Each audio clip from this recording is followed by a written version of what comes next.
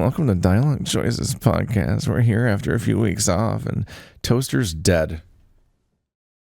Sorry, I didn't open the paper. Toaster's internet is dead, so there's no Toaster this week. Just me and Andrew and Colonel. Hi. That's me and I'm sorry Andrew. for his loss. Yes, I am Andrew. That was Colonel. And we're all the people that played Lethal Company. Toaster did not play Lethal Company, so this works. Lethal Company. It does actually Lethal work. Company. Lethal Viral Company. sensation. Toaster Lethal didn't Company. No. No. Toaster Did you see? no. Was he there with you yesterday? Did you think he was there last night? It was a very. It was there was like Mysteriously? six people or 7 people in the ship. It's like a big, and they're all spread out and scary. Toaster Yeah. was that thing that was chasing you in the. We had room for Yeah. him. There was an The 8-player mod, but no, it was just the bonus. Our bonus players were you and Bird. Do we only have 6 Mandy? players? Were we only at 6? No, it was Bird Not and 7? Colonel. Yeah, Bird and Colonel. Were yeah, the- I think it was 6. Yeah, because then the 'Cause then- previous day it was me, Andrew, Mandy, and Illusory. So we've correct. So the 4 of us in particular have now gotten like 8 hours into the game, and you guys got like 2 or 3 hours in last night because we also Yeah. still You're not played kidding. longer afterwards. You're not kidding that this is a sensation. It's better rated than Baldur's Gate 3. It is Oh, extremely okay. overwhelmingly It's- positive on Steam. Yeah. That is that. Okay, so Steam's reviews are like hyper inflated. They mean nothing, literally. That's Yeah, true. they can be once you- trends, and they can be based on Yeah. like vibes. The price of the game like, effect. so Is, yeah, it's like once- like Strayed never in any universe deserved to be overwhelmingly positive, but Stray? Yeah. yeah, Stray was No, not a it was- very it good was a video nice game. game. It was I like it was think it's- pleasant, but it was a meme. Its existence was a meme, especially in opposition to like Cyberpunk being bad. yes, Like this yes, is the I good think, Cyberpunk game about a cat. It has a meow button. It's like, this is stupid. This game's not good. It's fucking Yeah, Assassin's Creed it's- 1 controls and text prompts. You just talk to everybody. It's fine. It's a Ghost it of a is Tale was perfectly- better. Ghost of a Tale was the same game but much better because it had gameplay mechanics. Play Ghost Well, of a Tale. yeah, but I think Cucks. what's important is that like it's a fun walking simulator. It's totally fun. That's you just not get what to that enjoy it. means. That's It not what a walking definitely is. simulator is. I didn't do much else in that game besides that. I You walked There's platform a lot of around and you do platforming. quests. Walking simulators don't have quests. Or I guess that's platforms. true. People keep Okay, people it's keep muddying the waters more and more until eventually they It's start fine. saying that Death Everything's Stranding is a walking Nah. simulator, which gets really Is it confusing not? because it is a game that simulates walking, but that's not what walking Yeah, it's- simulator means. That's not. That doesn't. Yeah. The Walking first time I simulators heard are walking games like simulator- Everybody's Gone to the Rapture, where you basically walk down a glorified museum and a bunch of cutscenes and dialogue play at you, and then it ends. The first time I heard Yeah. it though was with Oblivion. When Oblivion came out, people were upset that you spent so long just walking around and picking up flowers. And I heard it for the first time in the official Bethesda forums That's funny. that it was a walking simulator. This was back in 2005. That's mind cool. you, That's by the funny way. because that's more of like an original joke, essentially. Although there's Yeah. less walking in Oblivion than in Morrowind. Morrowind is so much walking. More, I don't think so. Do you think so? Yeah, it is. Morrowind What doesn't are you even have talking fast about? travel on purpose, which is one of its Oh, that's appeals true. on some level. But it means you do have to commute to every thing you do. Yeah. No. That's true, that's true. Morrowind does have fast travel. What are you talking about? It has the fleas. No. You fast That's travel not on the fast fleas. travel. That's a bus station. Yeah. Isn't that fast traveling? You can Oblivion has Riders. modern fast travel where you just click on a With thing you've been to Riders. before and you're instantly there. Well, instantly Oh, in that you you mean- watch a 7-minute Xbox 360 loading screen. You mean it has like Oh, a no. teleporting option? The Okay. Xbox 360 loading times in that game were so long, it might have been faster to walk there sometimes. That is so Look, absurd. It had to It's- load it was every really funny. single I got so NPC's acquainted with location. watching that stupid little orange bar slowly fill up in bizarre It was batches. It wasn't orange. It was It was red. orange, wasn't it? Was it orange? Your I don't your know. television I might have been off. I couldn't tell you.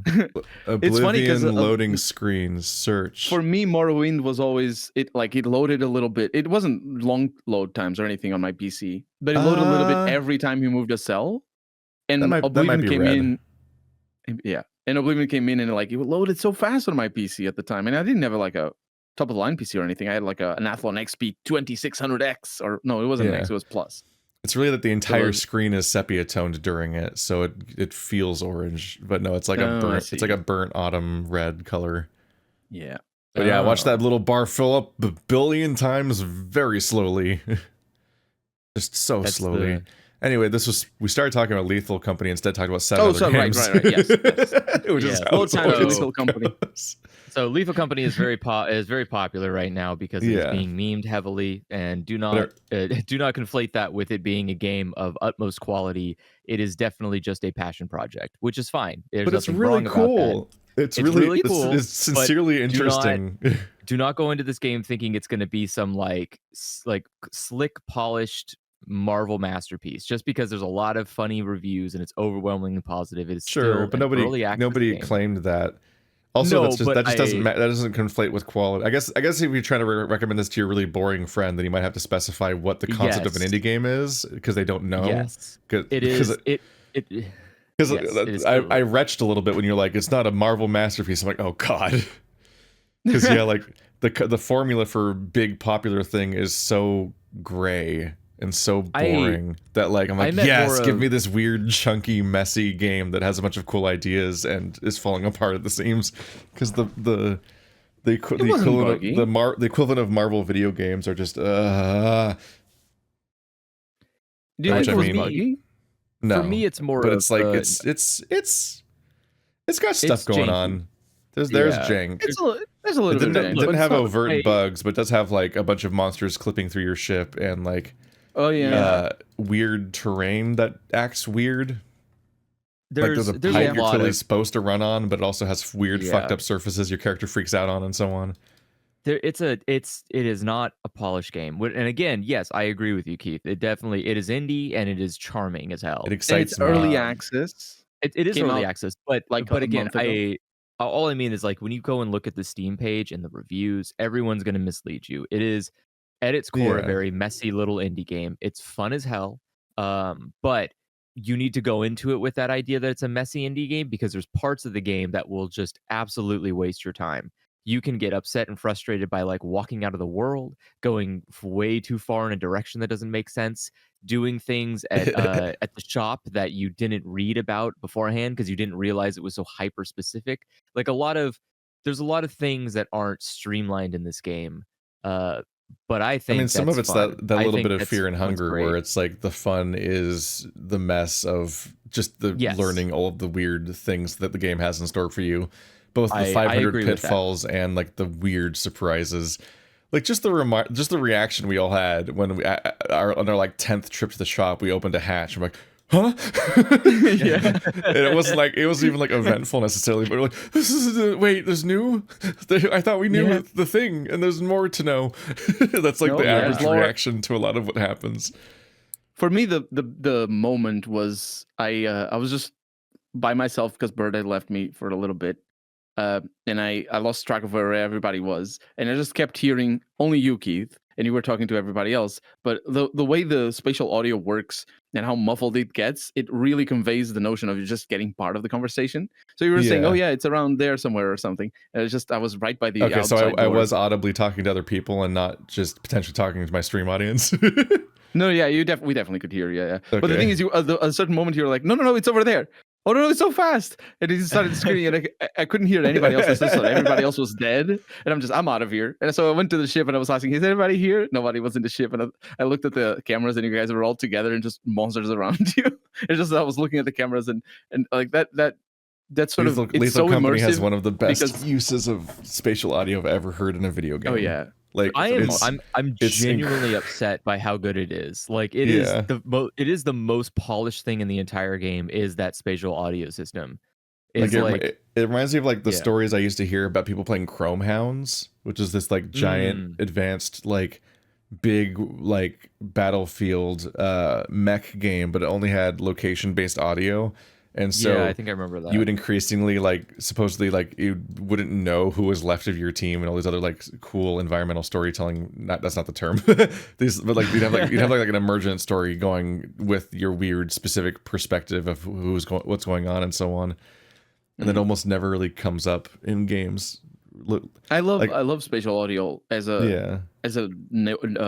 just as a concept really, but for a horror game, that's where it's at. Yeah, they do I didn't the encounter spatial audio muffling. until like Halo 2, where it was a common feature. And in a lot of games, it just isn't a feature, especially since they don't usually want people to be able to talk to their enemies.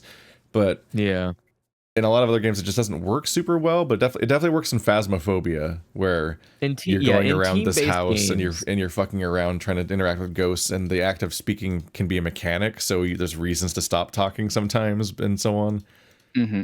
Plus, there is and I think this game will do it too. But there eventually becomes a level of seriousness you need to take, where there is like planning and coordinating and executing. So like someone will stay on the ship with a walkie-talkie, and then whoever has the walkie-talkie needs to coordinate with the other people.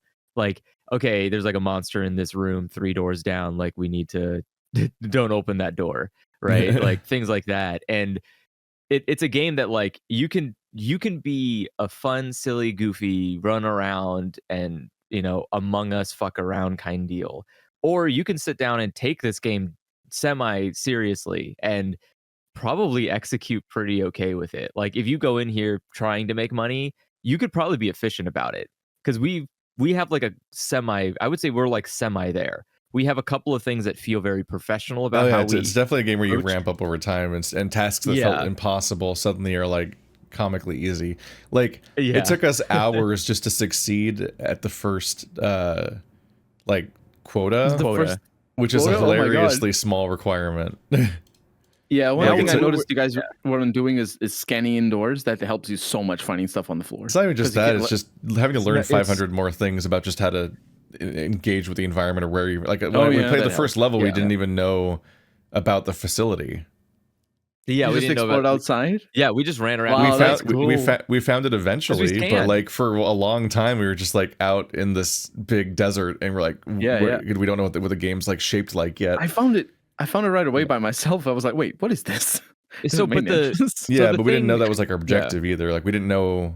We went in completely blind, and the game does not. There's a little paper, but it doesn't give you that much overall about how to like what the shape of the game is. So it takes time to like process. So you and Bird kind of had the advantage of playing with people that had played the previous night, so there was a jump start to it. And there's somebody who can answer your questions real quickly. Where we were just like, "What's a landmine? What do we do about this?" It took us 10 minutes to land the ship somewhere. Oh yeah, because the game just dumps you in the ship with your friends, and then you have to figure out how to even go to a level. And that's actually just pulling the lever. No, you have to go on the computer that Andrew kept going on and use command prompt. And like I see. And like command prompt as in like it doesn't even tell you what the commands are at first, so you have to like type in help to figure out what the commands are, and then parse all the different menus and so on. And like that's your way of getting into the things going, like the ships like landing anywhere, and you have to figure out like what these things mean, or how much money you have, and what things you can afford to go to, and how money even works, or how you even get money. And it's a good idea to just trap people there. I'm sure that there's like some multiplayer groups that meet up there and go in blind, and then are like, I can't figure out the video game and so on, and they get like brick walled there. But like it's like it sets you up with a level of inquisitiveness for what you're gonna have to deal with for the rest of the game, figuring out mechanics and telling what the hell you're looking at. It's a really good starting point. We should actually introduce this game, I guess. Yes, let's roll back and like talk. What is Lethal Company? Yeah. What is this game? So Lethal Company is an indie game that took off it came out like a month ago, and it's I think on Steam and has been taking off. And even when I first posted a thing of it, I was like, I think Andrew's first reaction was like, yeah, it's just the YouTuber screaming market again or whatever. And it was easy to dismiss the game as not being a big deal. But then I didn't mean to be dismissive. I just wanted to like set the expectation. This is one of those like it's popular right now because it's in that current streamer sphere. So like that those sometimes there's an aversion to playing like what the most popular type of game is, just for the sake of it being like, okay, it's over talked about, right? It's over indulged in. Maybe it's not as it's only popular because people are talking about. We're getting up there in the years. We need to relate to the younger market and play these meme games, or we're gonna fall apart. we need the views. You're not wrong. You're not wrong, unfortunately. But I like to. What happened is I saw the hyena mod get made for the characters, and I got interested in that. And it was specifically an artist I've already seen that makes models that I also use in VR chat. And then I kept seeing people going on about how fucking funny the game is and sharing clips of just absurd things happening. And there seemed to be just enough of like a noise floor of everybody like engaging with this game that I'm like, okay, I think there might be more to it than just being like this week's jump scare game or whatever. And so I wanted to poke, and then I opened the fucking Steam page and it's got like a disgusting amount of positive reviews. Yeah, Like, holy it's like in the shit. 60,000s or something. And I'm like, okay, It's 90 now. to do that. You do have to buy the think game so. to Let me do check. that. Like, Yeah. so those aren't people just It's reviewing it 73. based on a video they watched. 73, Like yeah, they're yeah. engaging with the game and then reviewing it. So I'm like, this is maybe we should take a look You at can this. vote again. on it. You can nominate it for the Steam Awards right now. Yay! I'm For gonna do comparison, that. For comparison, Stray only got 114,000 positive reviews. Wow. So, But as so it's con- almost up there. But the way the game worketh is that you are disposable workers at a salvage company. So disposable that your death barely affects the game when you die. You and up to 4 people, or not and you among up to 4 people are on this ship that can land on a number of different environments, there's like a desert and a forest and whatnot. And you need the primary objective once you're there is to find your way into the facility where people once were that's abandoned for some reason. And the overworld itself stays mostly the same with some minor changes, but the facility once you get in is extremely modular and procedurally generated, so it's different every single time you land anywhere. And your goal is to get in, get items, and get back out and take them to your ship. And all these pieces of salvage collectively make some level of money. They range from like an engine block to a hairbrush, and like there is Foghorn. yeah, the items get increasingly stupid, the things that you take back, but they're worth something. Some of them make noise, some of them have concessions because like you have 4 inventory slots and you can pick up an item in each slot, but there's big two-handed items that both take up one of the inventory slots, and you can't interact with anything when you're holding them, so you have to pick them up last as a concession and then like slowly haul it all the way back to the base essentially. Yeah, they slow you down a lot. Yeah. But it just becomes this this process of getting in, grabbing things, and getting out. But as you're going into this base, there's just a series of hazards where there are one of the first causes of death is just the fact that these facilities are dark and full of holes. So a lot of people just start dying to gravity at first, but once you can afford flashlights, things escalate, and then you have to deal with like, oh, there's literal like machine gun turrets that have been left behind that will shoot you on sight. There are mines placed throughout the environment that have an obnoxious chirp that announces where they are, but not very well, so you vaguely know one's nearby, and until you see it, you're not sure where it is, and you're still searching. And then increasingly, just a series of upsetting cryptid monsters that will chase after you, or not always chase after you. And some of the ones that don't chase after you are dangerous, and some of the ones that do chase after you aren't dangerous. And and each one has its own. No.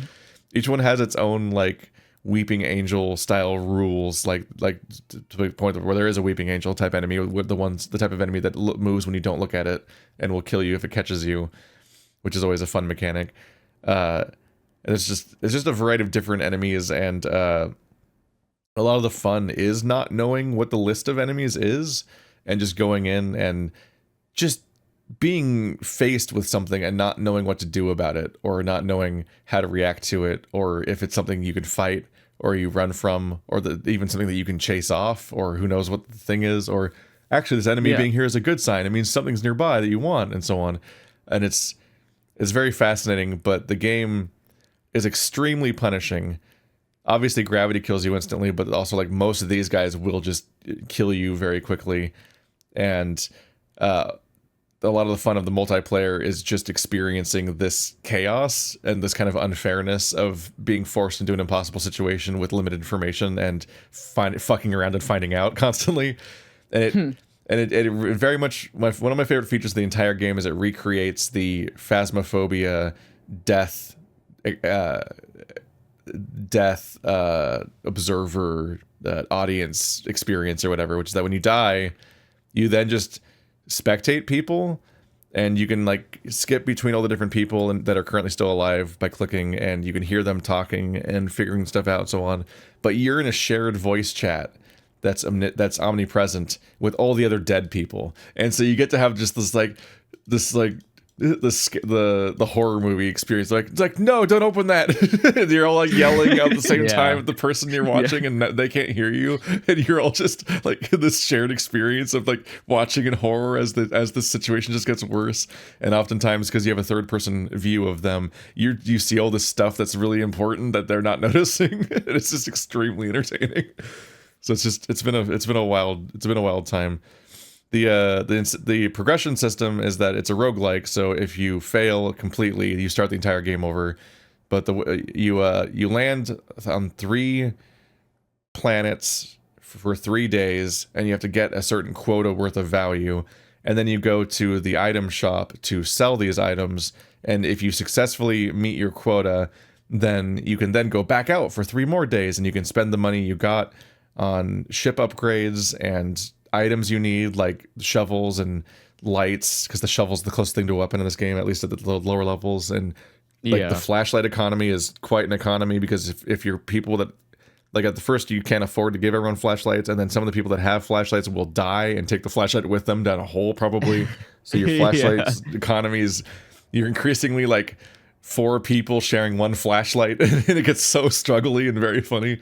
So like when you get payday, you're like, oh fuck, we can upgrade, we get items, and we can get all these new things to then lose immediately, and then you loop again. And if you don't get enough money on your quota, then you all get spaced.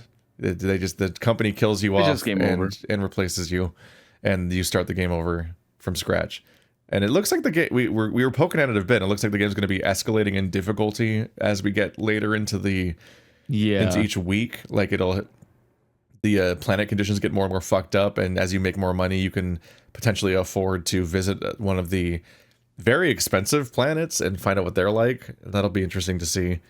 Mm-hmm. The changes to the outside of the planets are really cool already.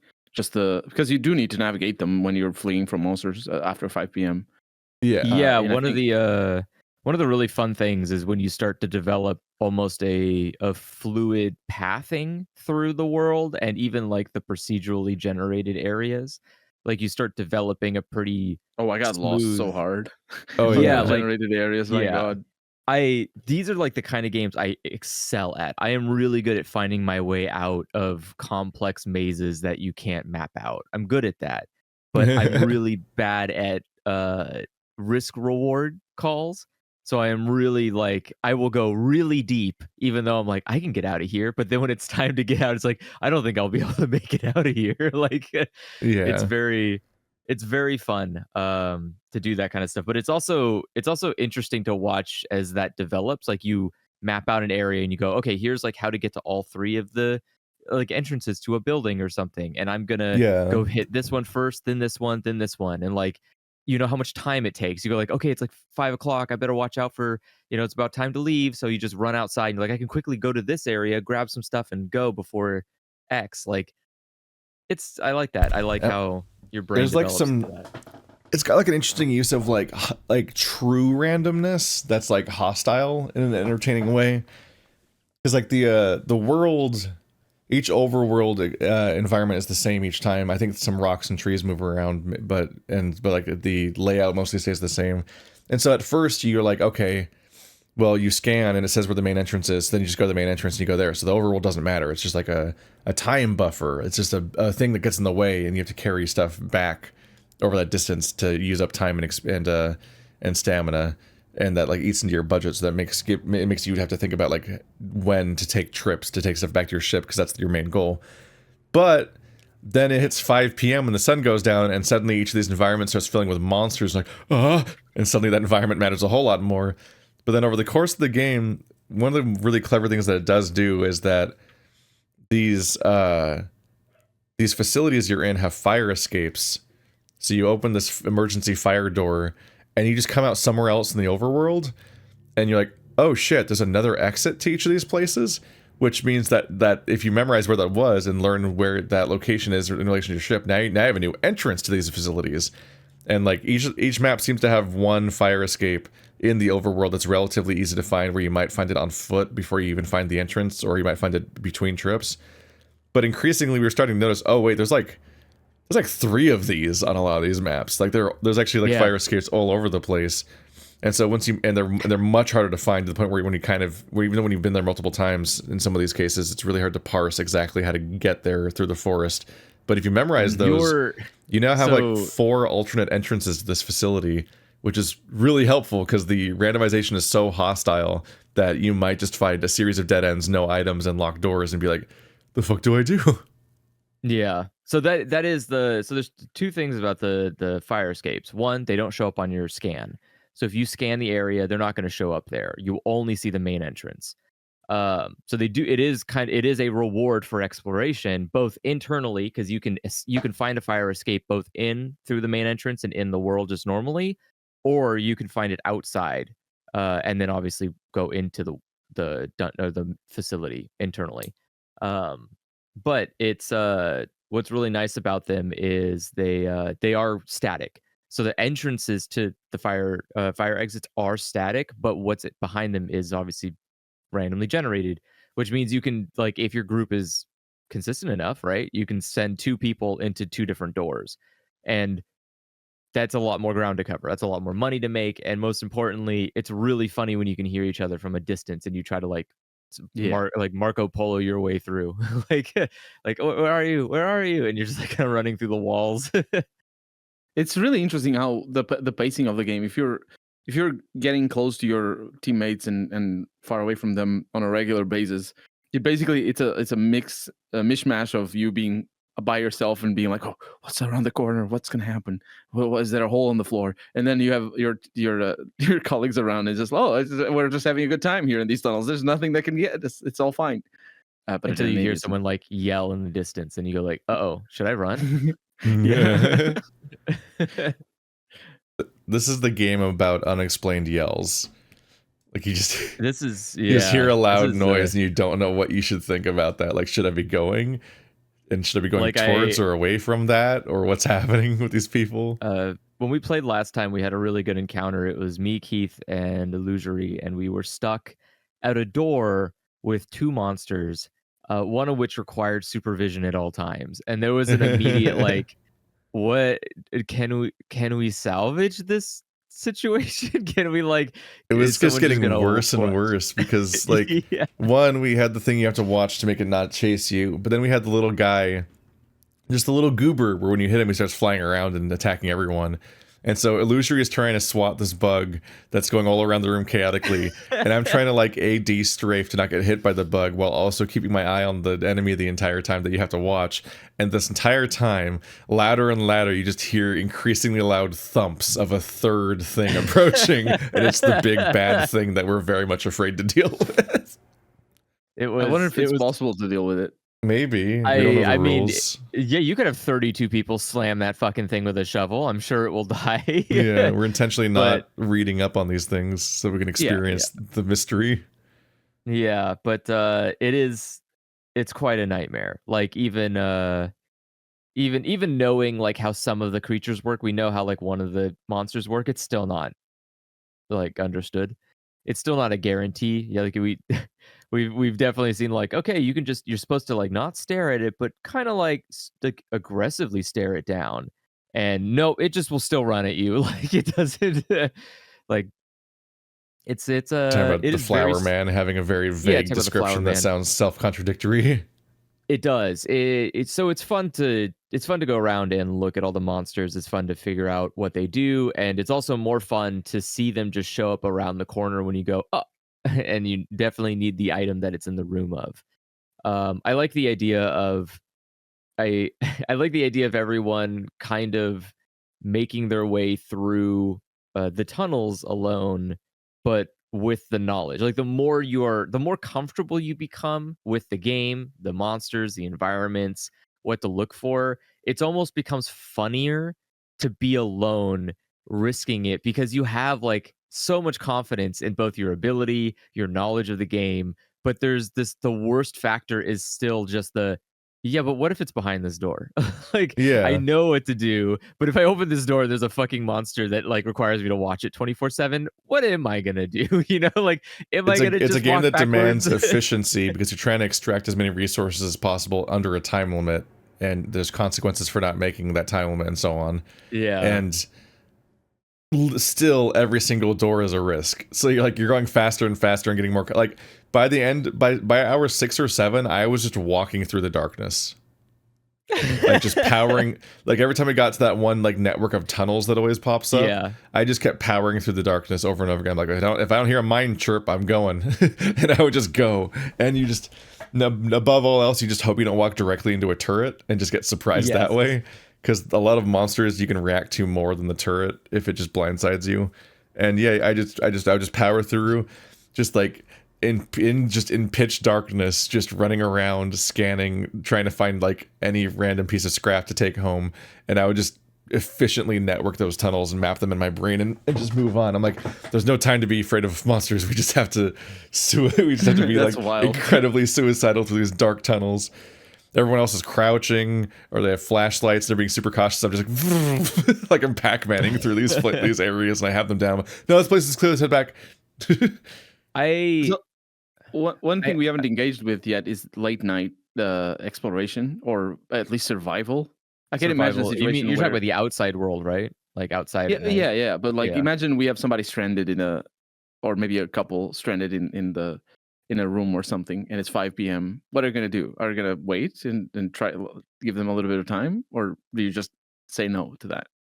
Or even things like, I enjoy that the game is just non-stop mechanics. Like every element has another thing going on. Because after 5 p.m. the sun goes down and monsters start coming out, and it's also just hard to see your environment at night, so you might not even be able to figure out how to get back home and so on.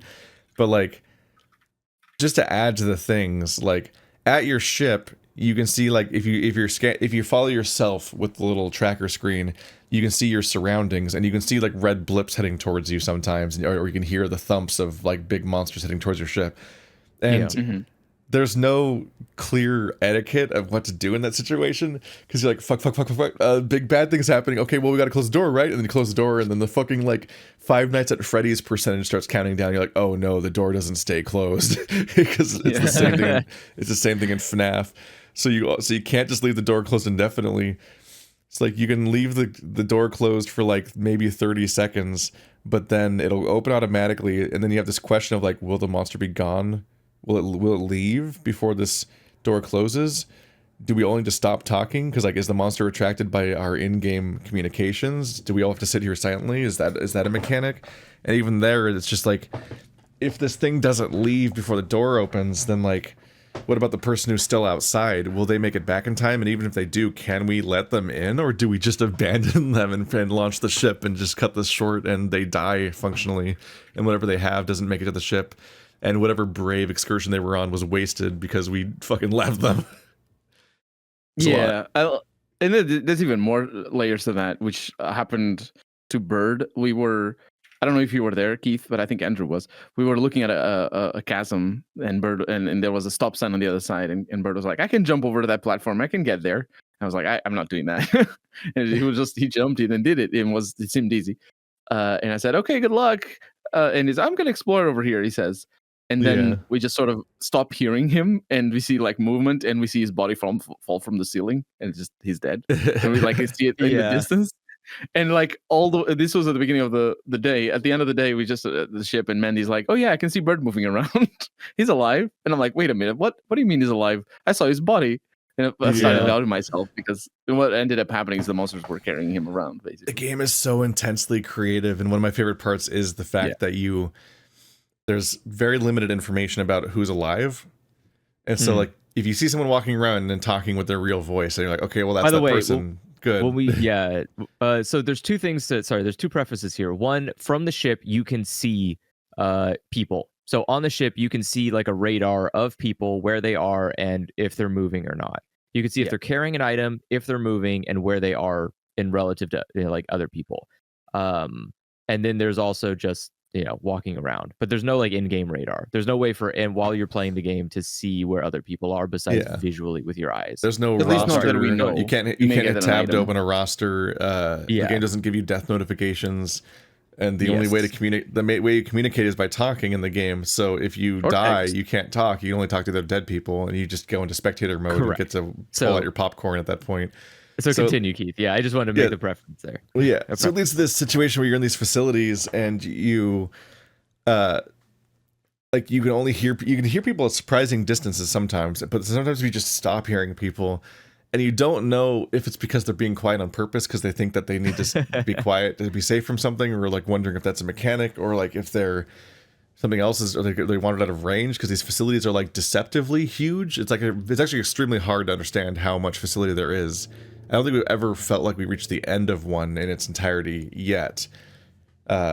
You keep wondering if you have, but there's always seems to be more, but it can't be infinite because there is like a score at the end that says how much stuff you found, so they're seemingly finite, but it's really hard to tell. So on the ship, if you're on the ship, you can type in scan, and it will scan the entire radius of the ship and tell you how many items are left in the world that you can collect. And then at the end of the game, it will show you how much money you could have earned if you had collected everything that was in the game. So that's, you can go there and just scan at any time and it'll tell you like, yep, there's like 10 things outside you can go and pick up. It's somewhere in the dungeon if you're willing. But in this game, you'll regularly lose track of people, and you don't know which reason you lost track of people. Like, they could have just gone back out to carry something back to the ship. They could have found a fire escape and like check that out and check that different route out. Or they could have been eaten, or they could have just just very abruptly fall in a hole with no warning and no yell. Like, people are like explosively loud most of the time when when they see a monster, because they yell and run around and they're making a big deal about it. But people will just quietly fall in holes all the time, and then they're just gone. Like, that's it. I think I shouted when I fell both times, and I don't know if it gets through. I don't know, but the part where you run around is a bigger part of why your voice reaches people when you're continually making noise and yelling when you're running from a monster, because you could just be like slightly isolated when you jump in a hole. But then there's but there are some monsters that will just like snap your neck so quickly that you don't have a chance to react, which is the equivalent of falling in a hole, and that's except way more dangerous because somebody else can walk in that room and be like, "Oh, it's Keith's body," and then it just fucking loops, like everyone's walking into a room and dying with no warning. But like, it's great about having really limited information because you can't check who's alive for the most part, and even when you think you're figuring out the system, that's broken and incomplete and misleading too, because you can go back to the ship and look at the like Metal Gear Solid 2 little radar trackers of people, see their vision cones moving around by observing them, and if they aren't moving, there's no death indication, but if they're dead, then they're probably not moving. So if they're not moving, then they're probably dead, because players don't usually just stop altogether and like stop doing anything. Like, if they're even if they're not stalked, even if they're hiding, like, they tend to look around and stuff. Like, there's a lot of signs of life of people normally, but there's a few gaps here because there's at least one monster that swallows people, which means that their body keeps moving continuously because it's in the monster.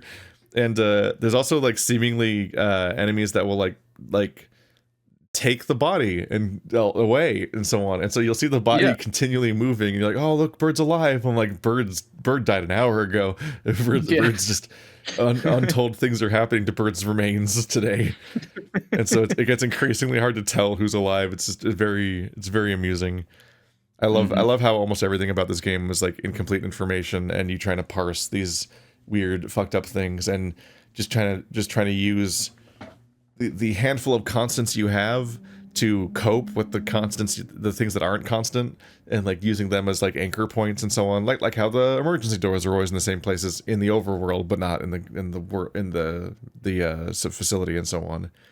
Like, one of the things that highlighted to me the idea that this game is like properly random, like in almost a hostile way, was that at one point I found an emergency exit from the outside, went in it, turned left, saw 2 more emergency exits. So every emergency exit was in the same room. Oh no. So it's like a fucking like subspace highway from Scott Pilgrim or some shit. Like, it was like a fast travel point. I could warp between all these emergency exits that are really far apart in the overworld, but are all in one room in the fucking facility. It's like, no. It's like, one, very useful for scouting where they are and trying to, that's where my knowledge grew of how that map's emergency exits worked, but also deeply unhelpful, because like one of the strategies in this game for us little babies that haven't played it that much is that when a big scary monster chases you to a door, you're like, well, we're probably not going to go back in that door. So you try to go to a different emergency door that you know of so far to approach the facility from a different approach and hope that you can like unlock doors and, you know, make some kind of progress scavenging without having to engage with the monster. But it's a complete crapshoot whether that other entrance is on the other side of the entire facility and like completely hidden away and practically a new level because you never find the overlap, or it's the next room over and the same monster runs at you immediately. This game keeps you on your toes. Yeah, there's a lot to do in Lethal Company, and especially the longer you continue playing, the more there is that you need, right? There's a lot more skill and a lot more seriousness you need to take with it in order to maintain and succeed, because you're not going to survive very long if you can't get the money. And there are a lot of times the procedural generation will try to absolutely like hamstring you. It will throw you into like, I'm going to open up the main entrance and there's only one way to go and it ends in a dead end. And like, yeah, if you don't know where those secret entrances are, you're screwed. And even still knowing like you know, like you have to, sometimes you just have to take jumps. You have to get good at doing the jumping mechanic because you have to bridge that gap eventually and start exploring the other side deeper and deeper. Like, but I don't know, like how deep, you know, like how deep until you start going somewhere awful, until you start getting to a point where you're just in hellish onslaught of monsters all the time. And like, I feel like we are still so close to the top. We're still very at the top of this iceberg of a game. And I'm scared the more that we need I'm enjoying that because like the internet always solves things too much. Yes, and very quickly too. And if you're somebody that's like watching a billion Let's Plays of this and fully immersed in the community and also are playing this game all day every day, then you've probably like solved this game already and it's kind of almost boring to you. But for us, there's so much uncertainty and it's very entertaining because that's a lot of the fun is the fact that we're not sure what to do, and every strategy or solution we come up with is inconsistent and has gaps and immediately can get called out by the game and stop working because a fucked up scenario comes up and so on. And yeah, like these facilities are wildly diverse in that like, even though there are only so many rooms recycling, but like the layouts can be so functional and so effective in functionally changing the level, because sometimes you get these really comfy levels that have tons of landmarks and very consistently like dispersed like main rooms that you recognize and know how to navigate, and you build a quick mental map and you have a really good idea of where you are for a shocking depth. And then there's ones where you're like 5 rooms deep and you're already lost and can't get back. You're like, Jesus Christ. It's just like they hit you with just enough like staircases back to back next to hallways. And you're like, wait, which floor was I? You like lose your concept of what floor you're on because you've gone up and down. You've gone like up once, down twice, then up 3 times or some nonsensical sequence. And you're like, I don't know where I am height-wise anymore. And I've lost my sense of space. And then those are the ones where everyone's like, wait, how did we get lost? We've been here for minutes. How are we lost? Yeah. And then no one can find their way home. It's one item that I wish they implement or have later in the game is a tape or something like that we can just tape off a door, for example. Yeah. Both as a warning to be like, this is a dead end or an edge or whatever. I think, or maybe as a like a but trap. It'd be expensive, so you would be afraid to use it. There is, so that is the point. Yeah. We have access is it worth spending money to just make people not open this door? We do have access to like a radar system. We could put the radar on the ground and that would be an indicator, right? You could put it like halfway through where you're going, and now you have a little radar dish that could sit there and guide you, and you could say like, you're close to the radar dish. If you keep following that, you'll get to the exit, kind of deal. So it is possible to do what you're asking, but the hard part becomes what Keith said, which is like you have to spend money on it, which means you need to be 2 things. 1, you don't want to leave it behind because that means you wasted the money. And 2, someone has to be in charge of picking that up. You need someone who is going to focus on doing that when the times get rough, because they will get rough. Yeah. Like that's he also meant the opposite of what you're saying though, because you're talking about a beacon system for pointing your way back. Yeah. And you mean like Colonel meant a way of cordoning off things, like don't go there. Yeah. You could put the beacon in front of it. and then they You would could tell you also when the a tape. monsters. A tape would be cool if you could just like serve it. Oh, the tape is broken because an enemy went through it. Something like that. Mm. There's Maybe. so many ways to. Which I would mean, it's also just an itself item, be even but- more messy, incomplete information of like, was it a player though? Was it something else? Yeah. I mean, I would only accept that if there was if the world generated with tape on stuff already. Like What I keep, want to what be I keep wanting to do oh, is that's use cool a as key well, yeah. to lock doors. Or for example, you yeah. put a lock doors. Yeah. There's a monster and they can open doors unless you lock it. I think they can even open That's lock the number one. doors. I don't know if that's ever happened, but the number one I thing don't that think we've always ever- happens to us all the time is that we keep doing this because you want to hope for a moment. Like we keep wanting to hope you can outsmart the monster, so we run from a monster and then we close the door, and then three of us will like one of us will keep running, and three of us will turn around and stare at the door like, is it stopped? Is it go? And then it opens the door, and then everyone yells again and runs again. It's just the dumbest fucking dynamic. It's very So good. fucking funny. I can't wait to discover more just dumb nonsense like storm planets. That was one of the funniest things that ever happened. There's one monster we've seen that just hasn't appeared again. Sure, there's and a bunch. There's just a monster that has teeth. It's instead of a head, It's it just just has teeth. teeth. It's just teeth. Oh, I didn't see Teeth that. head. I've only seen it once. I looked at it and it ran away, and I've never seen it again. I was like, what? But that's the That's worst one of the thing. funniest things is this what game is has it? jump scare monsters that run away when you see them. And I'm like, Yes. what? And it's like, what does that mean? Do I need to close the door and run? Am I in risk? Am I gonna die? Like it showed up. I tried to call There was- Flower Man's bluff. I fucking was like, you fucker. And I started like chasing him and hissing. But I ran directly into a facehugger and died. I'm like, oh, damn it. Interference. I was going to see how badly you can chase down that guy. It's really unnerving how quickly he retreats from a room when you look at him. Yes, he is fast. He's also very fast when he's chasing I've someone. never 'cause seen I think, It's upsetting. We're talking I about think me this. and- It's kind of like a spiky black silhouette that I kept calling a bird. I think it still looks like yeah. a bird. 'cause He's he like has, the thorns. Raven Man. The only ones that I've seen was the tick. There's like a tick with eyes, big boogie eyes. Yeah. I saw the T-Rex. I saw the big trunk person with holes, like the big giant with holes in the chest, that no head. Yeah, That was outside though. One of my favorite Yeah, things those is are that outside. one of the most dangerous enemies is the slime, because when you see it, you're like, okay, I can deal with this. I can. This run's not burned. I can deal with this. I just need to like navigate in loops carefully and like not get cornered, and I can still go find something worthwhile. And you can jump over it if you're really careful, and then you die because you jump in the slime, or you get trapped by the slime, or you get trapped by the slime and something else shows up. Like the slime is so non-threatening, and it's caused so many deaths. it can also break apart, which is the worst part. Oh of the slime. no, that is the worst. Because me and Illusory got stuck in a room, and there was a slime in front of us, and I was like, okay, we'll just trick it to go downstairs, and then we can go upstairs and be fine. And then we went upstairs and saw that the slime split in two, and so there was Yeah. one upstairs and one downstairs, and it was like, oh, we are like fucked. Yeah, I was Like, still trying to figure out if it split or if there was just two that were on top of each other that then went if there's different just ways or two, not. that's even worse. Then like Yeah. we would never know. We can't tell. It's such a big fucking Illusory slime. fucked up so that- bad though. He did not need to die. All you guys No, had he to do didn't. was lure those slimes into the giant room and go around them, and he just would not commit. He just wouldn't commit to it was luring him in. But it takes forever. It's He a was time already at the game. doorway. You guys are just being dumb. You guys kept I got running through. around. You guys kept just I got running. through just fine. Yeah, but he was carrying something. You got to have his back.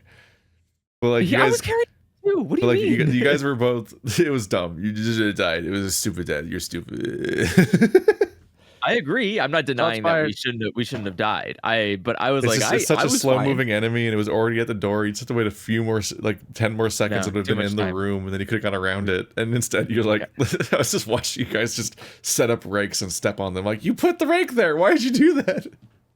Now we got to be fast. It's about getting out there as fast as possible. It's a fun game. Play this game with I all like of your playing. favorite friends that you like to yell at. It's a yelling game. Yeah, these are. Don't if you play have a this. bunch of people, Don't play this game with your butthurt friends that get butthurt about things, because they will Ooh. get mad when you betray them or leave them behind because it's an emergency, and they'll take it personally. You got to play with your fun friends. I do absolutely get mad when I see like a flashlight or something get left behind. I do definitely get mad about that. I am willing to be killed. I'm willing to be abandoned, but like take my shit. I don't want to buy flashlights again. It gets me it's like the one thing that pisses me off is the loss of money and I'm like, "Oh no." Yeah. Cuz it doesn't come back until the end of the day, but it's always shit we need. It's always shit we need. It's just I hate that. But everything else, yeah, like I will if it's like I how many times I I'm sacrifice deeply myself amused on by the way that people ease. just lose all their shit. It's How do they do that though? It's only if you lose die, your right? shit. Yeah, if you die Yeah. or like you get left behind or just any like yeah, like the easiest It's way just is if you incredibly common that die. we'll equip everybody with stuff, and then Yeah. immediately those people will die, and so their stuff's just all Yes. gone and then lost to us, and Well, then yeah, the next mission we're right back to having nothing.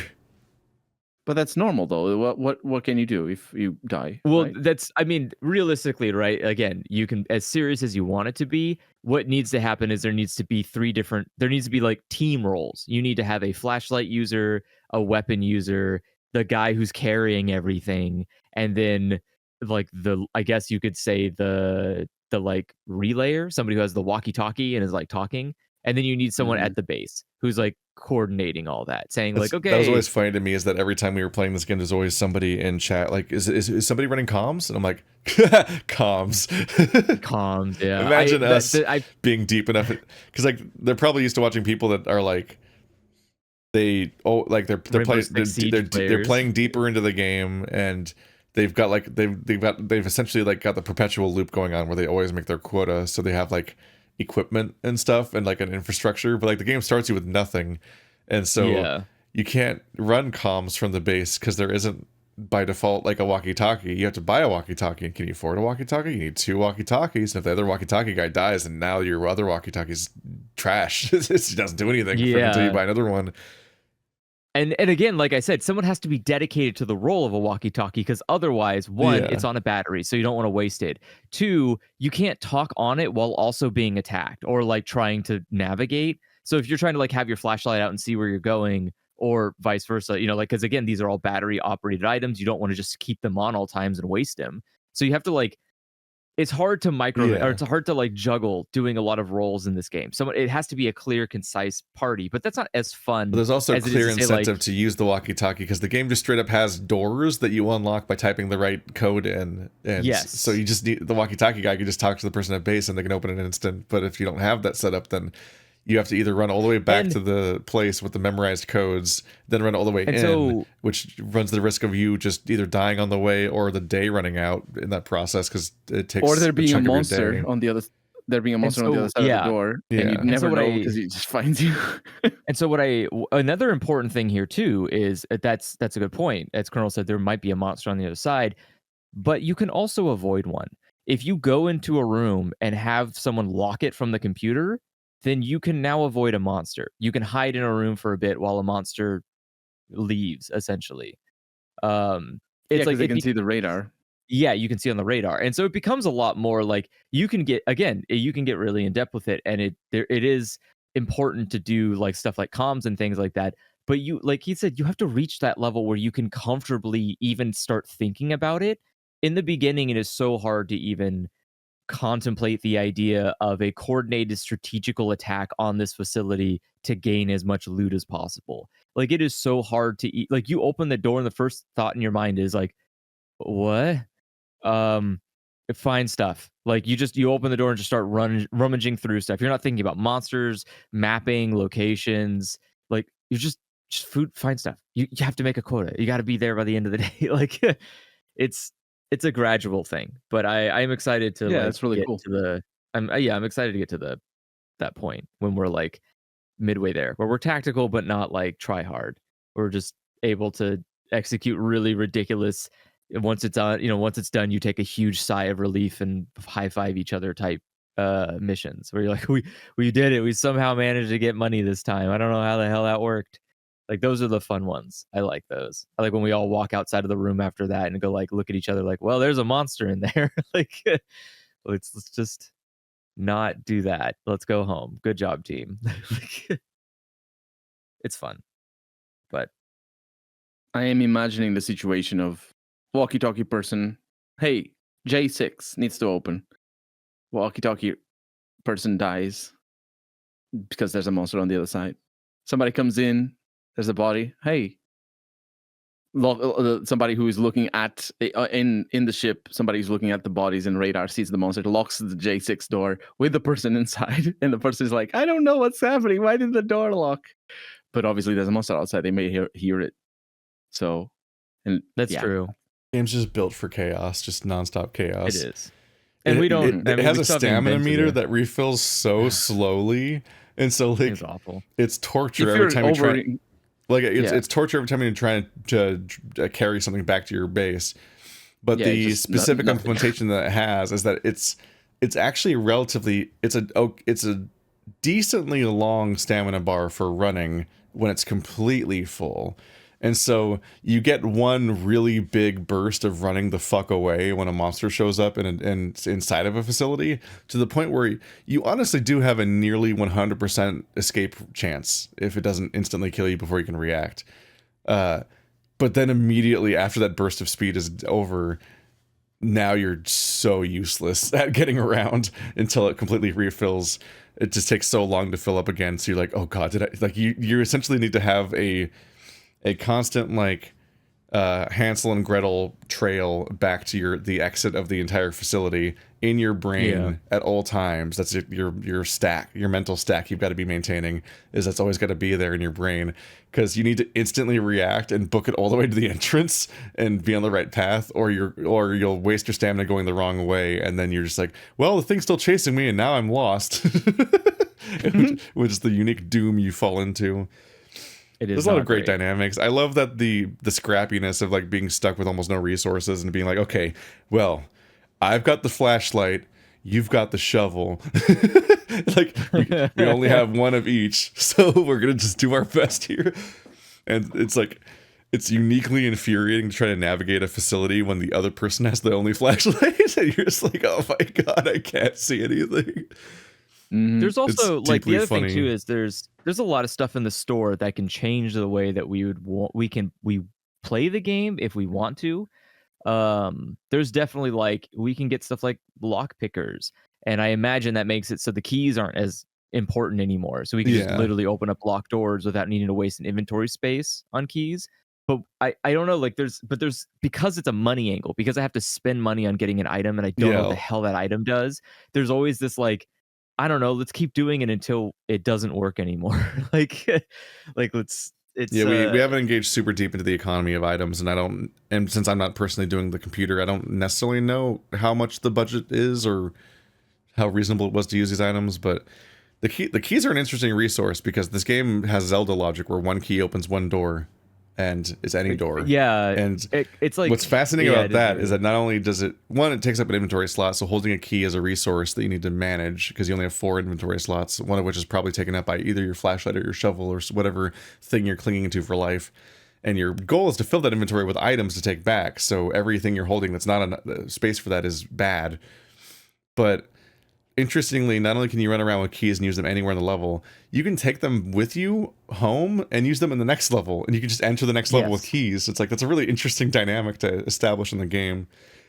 I would just have an inventory full of keys sometimes and drop them on the floor for other people to pick up so they could also enter the next level with a key. And it's like really helpful. Like suddenly you're like, well, this didn't go great, but we do have keys. I didn't find many locked doors. Maybe it's because you guys kept opening all of them. Maybe. But I didn't find many.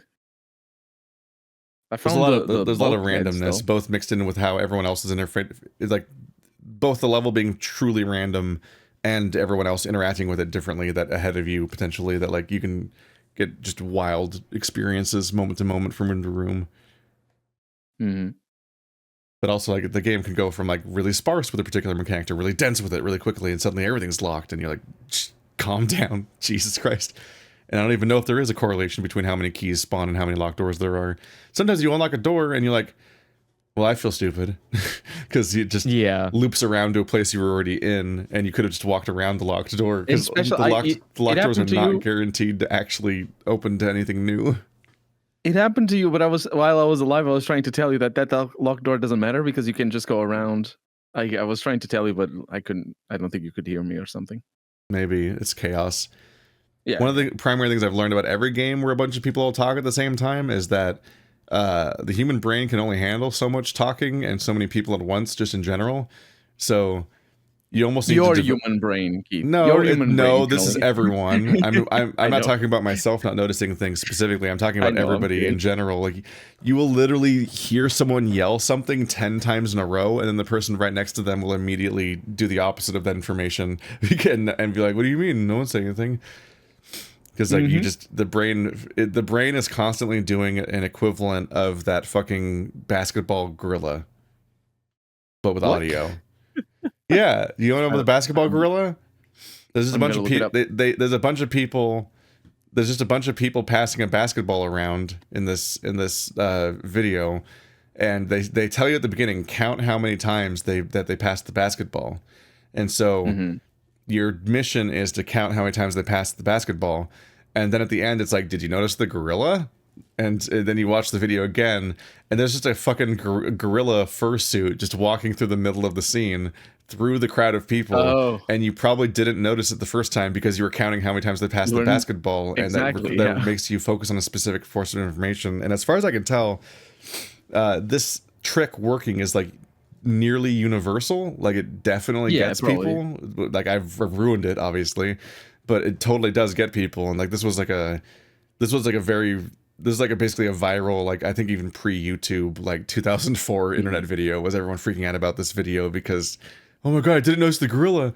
And I find that an incredibly helpful video for explaining every single time people get on Let's Players about supposed Let's Player blindness, and they're mad about like Let's Players not noticing things, as if Let's Players are like uniquely ill-equipped to notice things, or uniquely bad at video games, or unobservant or something. And it's like, no, man, you're passively consuming a video where you can just, your eyes can just wander around. You're not playing the game. You're not on a mission. You're not multitasking like your commentary with like map navigation and your mental stack of all the tasks you're trying to take care of and what the gameplay mechanics are. All that, you're free of all of that. You're just hanging out, staring at a screen, half zoning out. So you get to like look at the edge of the screen and notice weird random things and like see way more. So you get to notice the gorilla, but it's extremely normal for the brain to not notice the gorilla, is the thing it goes. And also, you don't get to play the game because the game was to count how many times the ball got passed. Exactly. Yeah, you're not counting. You're not counting the passes. You're just looking at the gorilla. But that's not how you play the game. You don't play the game by looking at the gorilla, motherfucker. So it's a thing that annoys me, because people will be really mean to Let's Players and streamers because of this perceived lack of perception.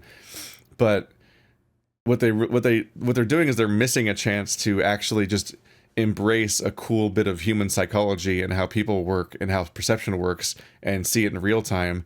And instead they're blaming the person for how all humans work. And it's like, fuck you, man.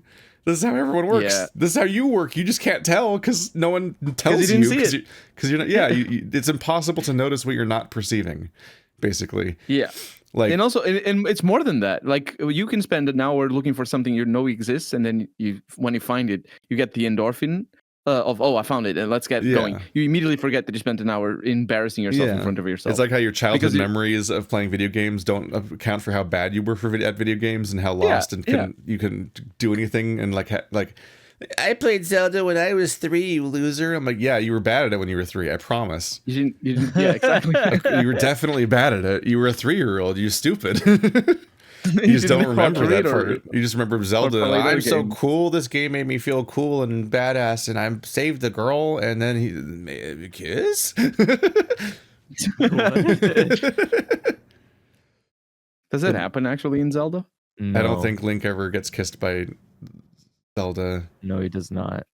If he ever did, I would guess maybe in Breath of the Wild or Wind Waker. Breath of the Wild, I don't think any of the other ones, but maybe never. Wind Waker, I could see that happen, but Wind Waker is the one that has that one weird line where it's very clear that they're just sort of trying to lampshade the fact that they don't have sexual themes in their games.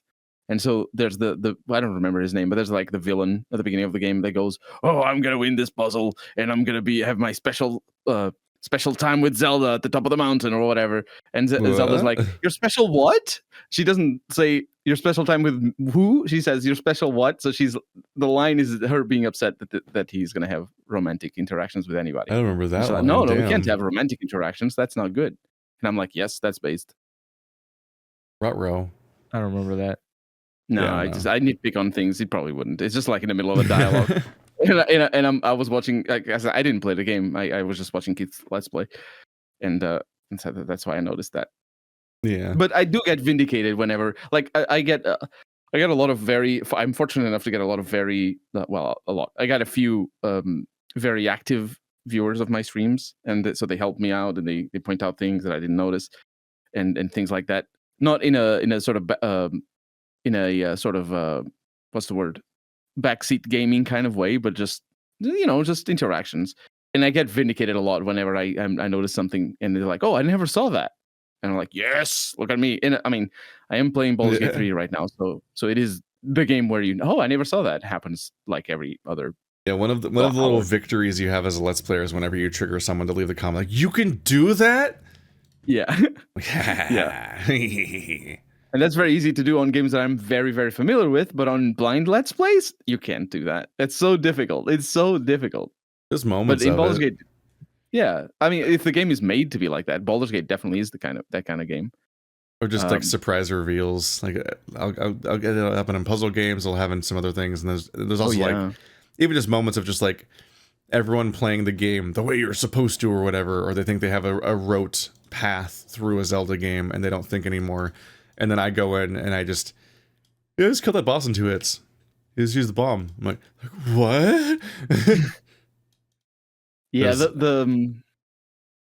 I think min-maxing strategies is some people are just very good at it. I'm not very good but at that. But people who approach games and be like, and just think of what is the optimal way that I can see. It's not necessarily the ultimate optimal way, but what can I see that is the optimal way of doing this? Let's do it. And a Let's Play like that is very informative, but it's also, I don't know. It's the whole summoning on Elden Ring to summoning the mimic tier for every fight because that's the optimal way of doing it. Kind of way, you know?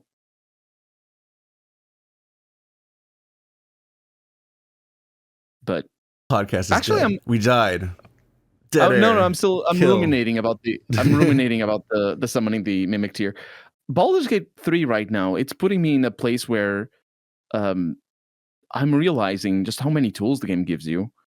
Because there's the potions, there's the scrolls that you have, there's some wands, there's obviously there's the whole thing about being able to flee combat and re-engage from a better position if you're in a place where you can flee combat. And obviously the fact that you can technically just use different party members instead of resting. You just don't want to rest. Just go grab Shadowheart instead of just rotate them out. Just to rotate them out and they're fully rested. Let's go.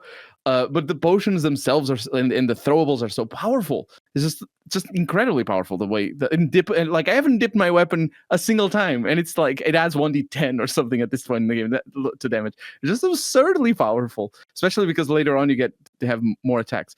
And all of this stuff, I'm not doing half of what the game allows me to, and I'm having fun with the game. But yeah, there's a lot of systems. If you use all of the systems, it's just even on maximum difficulty, which is where I'm playing, you just break the game. It's just like, okay, that's final boss. All right, let's one shot this motherfucker. Let's go.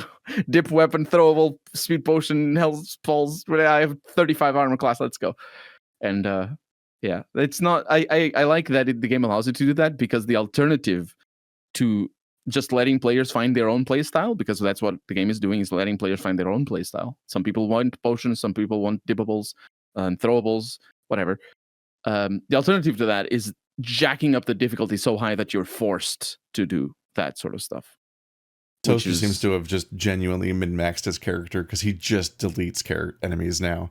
And I'm like, I can't. No, that's normal. That's normal. Can't do it. I can't do that. I don't know. I don't know how to do that much damage. What the fuck are you doing? That's normal. So I've got my druid and I've got Karlach, and I'm just like, I can't keep up with this. It's like, no, you just need to cast some spells every once in a while. I don't know how to do more damage as these characters. How is he doing this? That's normal. His monk like attacks 3 times per turn and runs across the entire room between attacks, and then just keeps attacking, and then has reactions and will like kill multiple people. And you're like, all right, well, I used one ability that gave me advantage on hitting, and I used another ability that gave me the equivalent of advantage but for the damage roll, and then I swing and I did 10 damage, and that's my turn. Woo.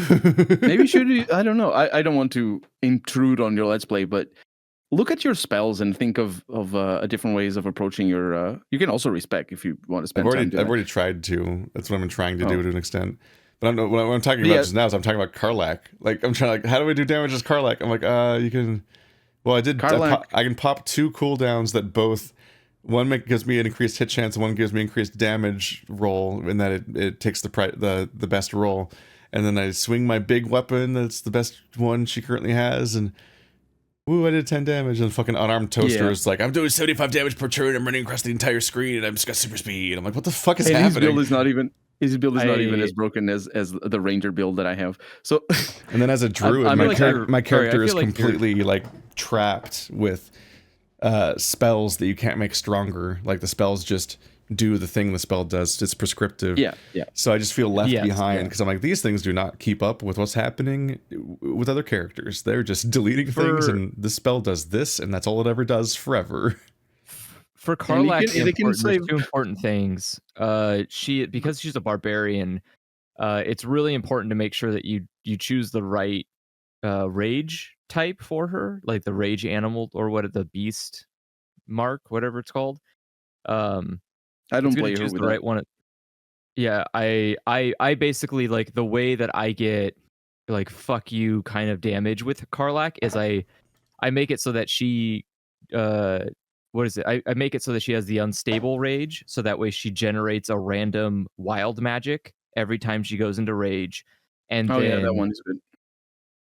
And then I have it set up so that while she's raging, she takes she like has the ability to dash really fast, but as she did the wild magic that's really good, subclass. Yeah, I did the wild magic subclass. I think I did Berserker. That's the one I use, yeah. Berserker is what I gave my character. So my main character is Berserker, 2 barbarians. which is I have 2 barbarians, and so the second one I gave wild magic to, and Karlach's way better than my rage barbarian. I sometimes wish these games told you what classes you're going to be able to recruit, so you could just pick one of the leftover classes. Everything but Bard. So you can get everybody but Bard. I have not seen a Bard character, but I've seen every other. Halsin's in the party. I'm like, but I'm the druid. I don't know that there's a Bard, but I should point out that in Acts 2 particularly, and I assume Act 3 is even more from what I'm seeing, you are basically going to want to rotate your party members around. So you're going to spend time leveling them up. You're going to spend time putting items on them and removing items from other party members. It's a bit of a nightmare, but if you want to do their quests, you want to do that. And I'm playing a single player right now. So, and I'm still spending a little bit of time messing around with that. Yeah, so I still need to figure out some more characters' abilities and how to best play them and so on. I'm a little afraid I'm a little afraid to switch characters for like a couple of reasons. One being just during a let's play, you're like, okay, this is more downtime to probably cut out, where it's just like, I'm just like that's trying to read and process what this class is and so on. Because the scary thing about playing like if anyone was ever afraid of D&D being complicated, one, D&D isn't very complicated because most of it is just you fill out a sheet based on instructions that you do in your free time outside of the session, and then you show up and you just, for a lot of it, you basically just like say, I want to do this, and then the dungeon master's like, okay, roll this, and that's most of the game. But playing D&D in this form in a video game, you have to learn what every class is at the same time. Like you're like, oh fuck. So you have to not only figure out how to play every class, but then figure out how to build every class and like look at that giant list of feats and know which ones to pick for every class. And it's just like, it's increasingly a nightmare where you're like trying not to break all these characters. The good thing is a lot of the feats are kind of meh. So you're going to like ability score improvement. It just build your character to have 20 of whatever. Like I went through and like I got Gale, and I was like, I want to make Gale the bard of wizards. That'll be funny. He'll be the pink like mind control-y stuff, and then I'm like, oh, these only work on humanoids. And I immediately nonstop encounters that were none of his spells do any. You immediately hit several encounters where none of his spells do anything. But no, one of the unique constraints that playing the game in co-op does is that you're playing with another human being who is an adult and has a life and a schedule, so you're trying to get the most out of the game in a limited window. And so that makes me not want to change characters because, one, just the act of swapping a character, even if I know the character, just swapping the character in general will ambush you with 10 minutes of dialogue sometimes that you now have to sit through before you can go back to what you were doing. Yeah. But also, if you equip them and leveling them up, it takes so long. But yeah, like if you're not super familiar with the character, you then have to like stare at this character and all their abilities and figure out how to play them to even try them. And that downtime is something you're inflicting on the other person. And then like, then you when you're trying to get back to it, like you're like, oh fuck, we just lost like half an hour of the like 3 hours we had. That significantly cuts down how much we get out of this whole thing overall. Yeah. It's so the way that we solve that problem is we wait. Generally speaking, what we do is we before we even start the game, we sit there and we kind of like touch every character, make sure they don't have any level ups or anything like that, and then you do it proactively. I see. Yeah, we like before we go out, because there's a few things there though, because like one, you're talking about not let's playing. True. Yeah. So like I specifically is like I got to record every conversation, and we have to both be present for them because one, we both need to know what's happening in the game, and also potentially react to what's happening in the conversation. So we can't. There is no before. It is just during the. You're either just doing the let's play or you're not. There is no pre-work. The most off-screen stuff I've done is I looked into respecking my character off-screen and was like, okay, I'm not in the middle of something right now. We're not recording together.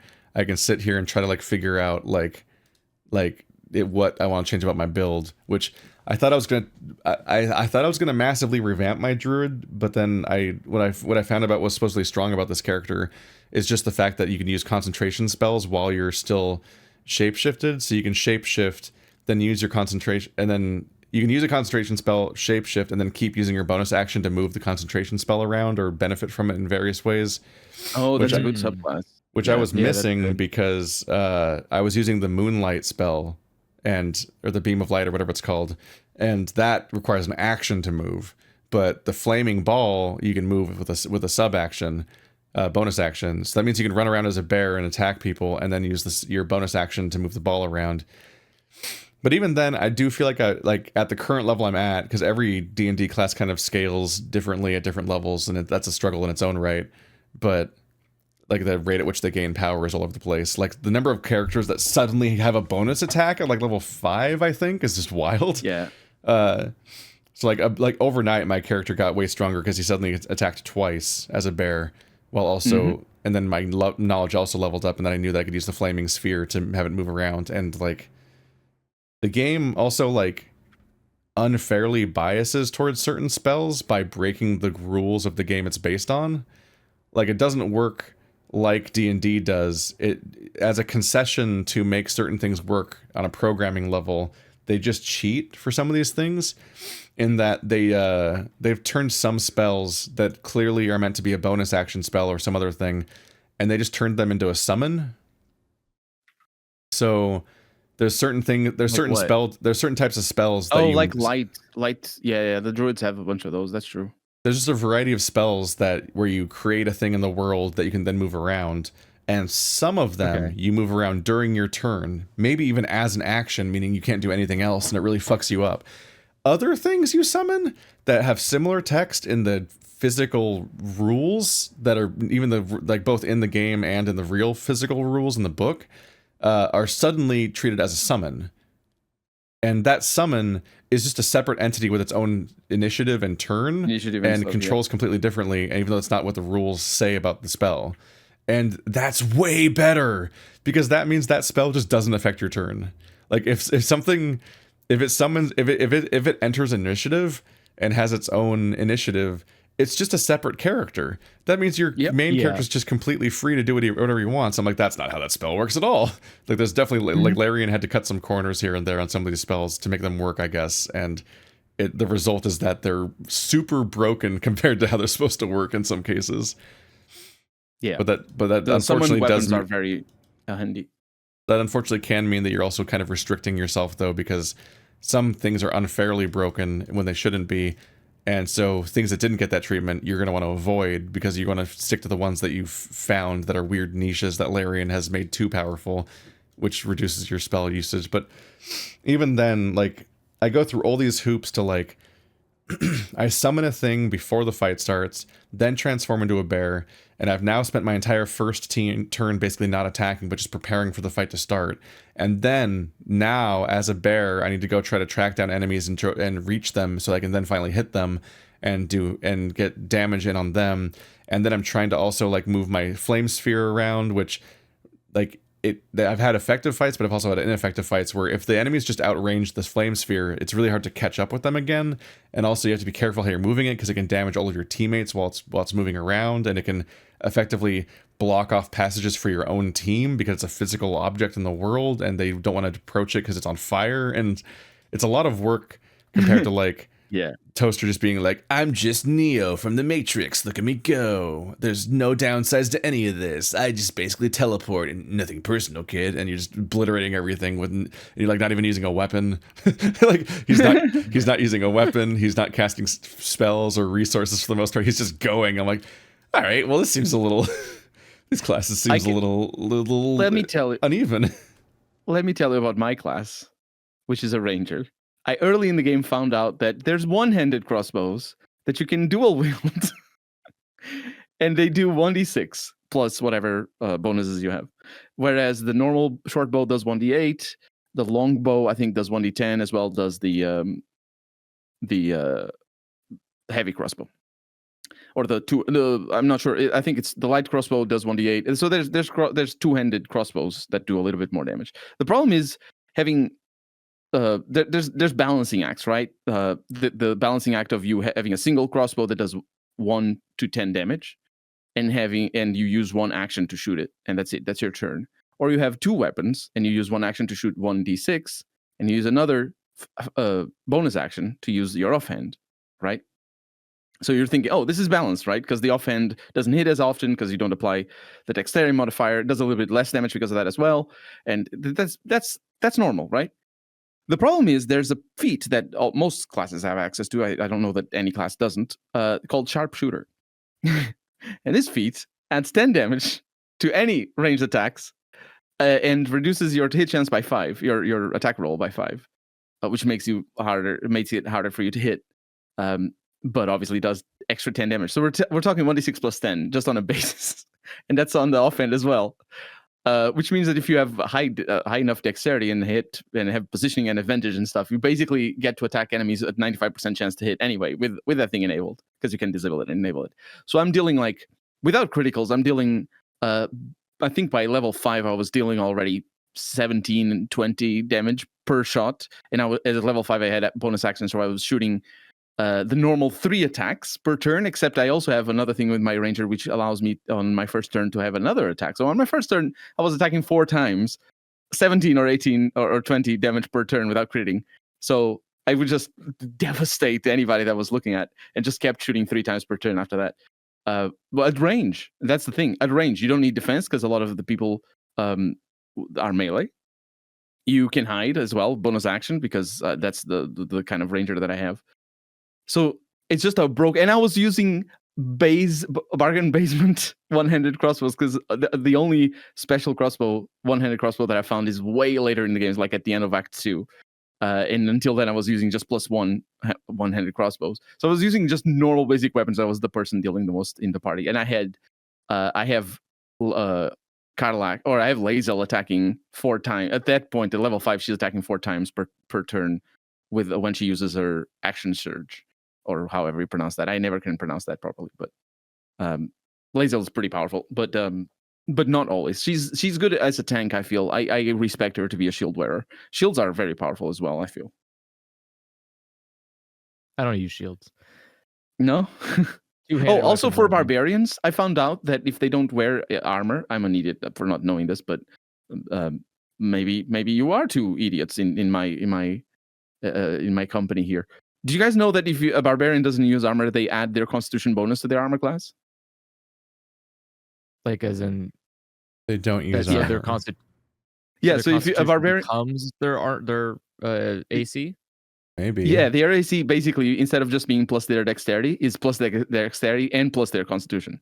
So for Karlak in particular, because she doesn't have heavy armor proficiency, for Karlak, you're better off just not giving her armor. Give her clothes instead. And there's clothes for that as well, for barbarian clothes. But they just give her clothes, and she has like a base 16 armor class or something like that, because the dexterity and constitution make up for it. If she has that's the way I spec her. But if she has, like, for example, 14 dexterity and 16 constitution, she would get just a +5 flat to her armor class. So on the base of 10, she gets that. And then you can give her boots of defense and then cloak of defense or whatever, and it just keeps piling her up. She doesn't have armor in my game, and I have her armor class or a shield, and I have her armor class at 21, I think. But this is late game though. I'm Act 3 by now, but no armor though. So it's just the basic bargain basement setup for a barbarian, and boots of defense and stuff. I'm not even min-maxing too much. It's just, it is possible to find these niche things where it's kind of fun depending on your items. It's just like, oh, look at this item. Let me try it. Oh, as long as it's not heat, by the way. I don't know if you guys worked with heat. Don't bother with heat. Heat is terrible. It's a terrible mechanic. Basically, the way it works is if you build heat, you take damage over time, but you can use that heat to do attacks, and it's basically you're trading your own health for other people's health, and it's unless you have a self-sustained mechanic, it doesn't work. I suppose if you have resistance to heat, it could work a little bit better, but yeah, heat shows up everywhere. It's that in electrified or like electro charges or whatever.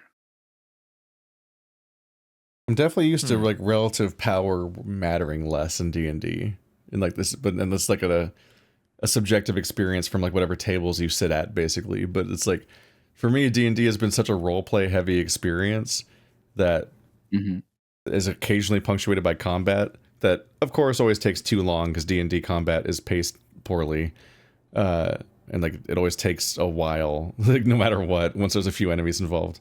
But also it's like D&D is so open to like improvised nonsense.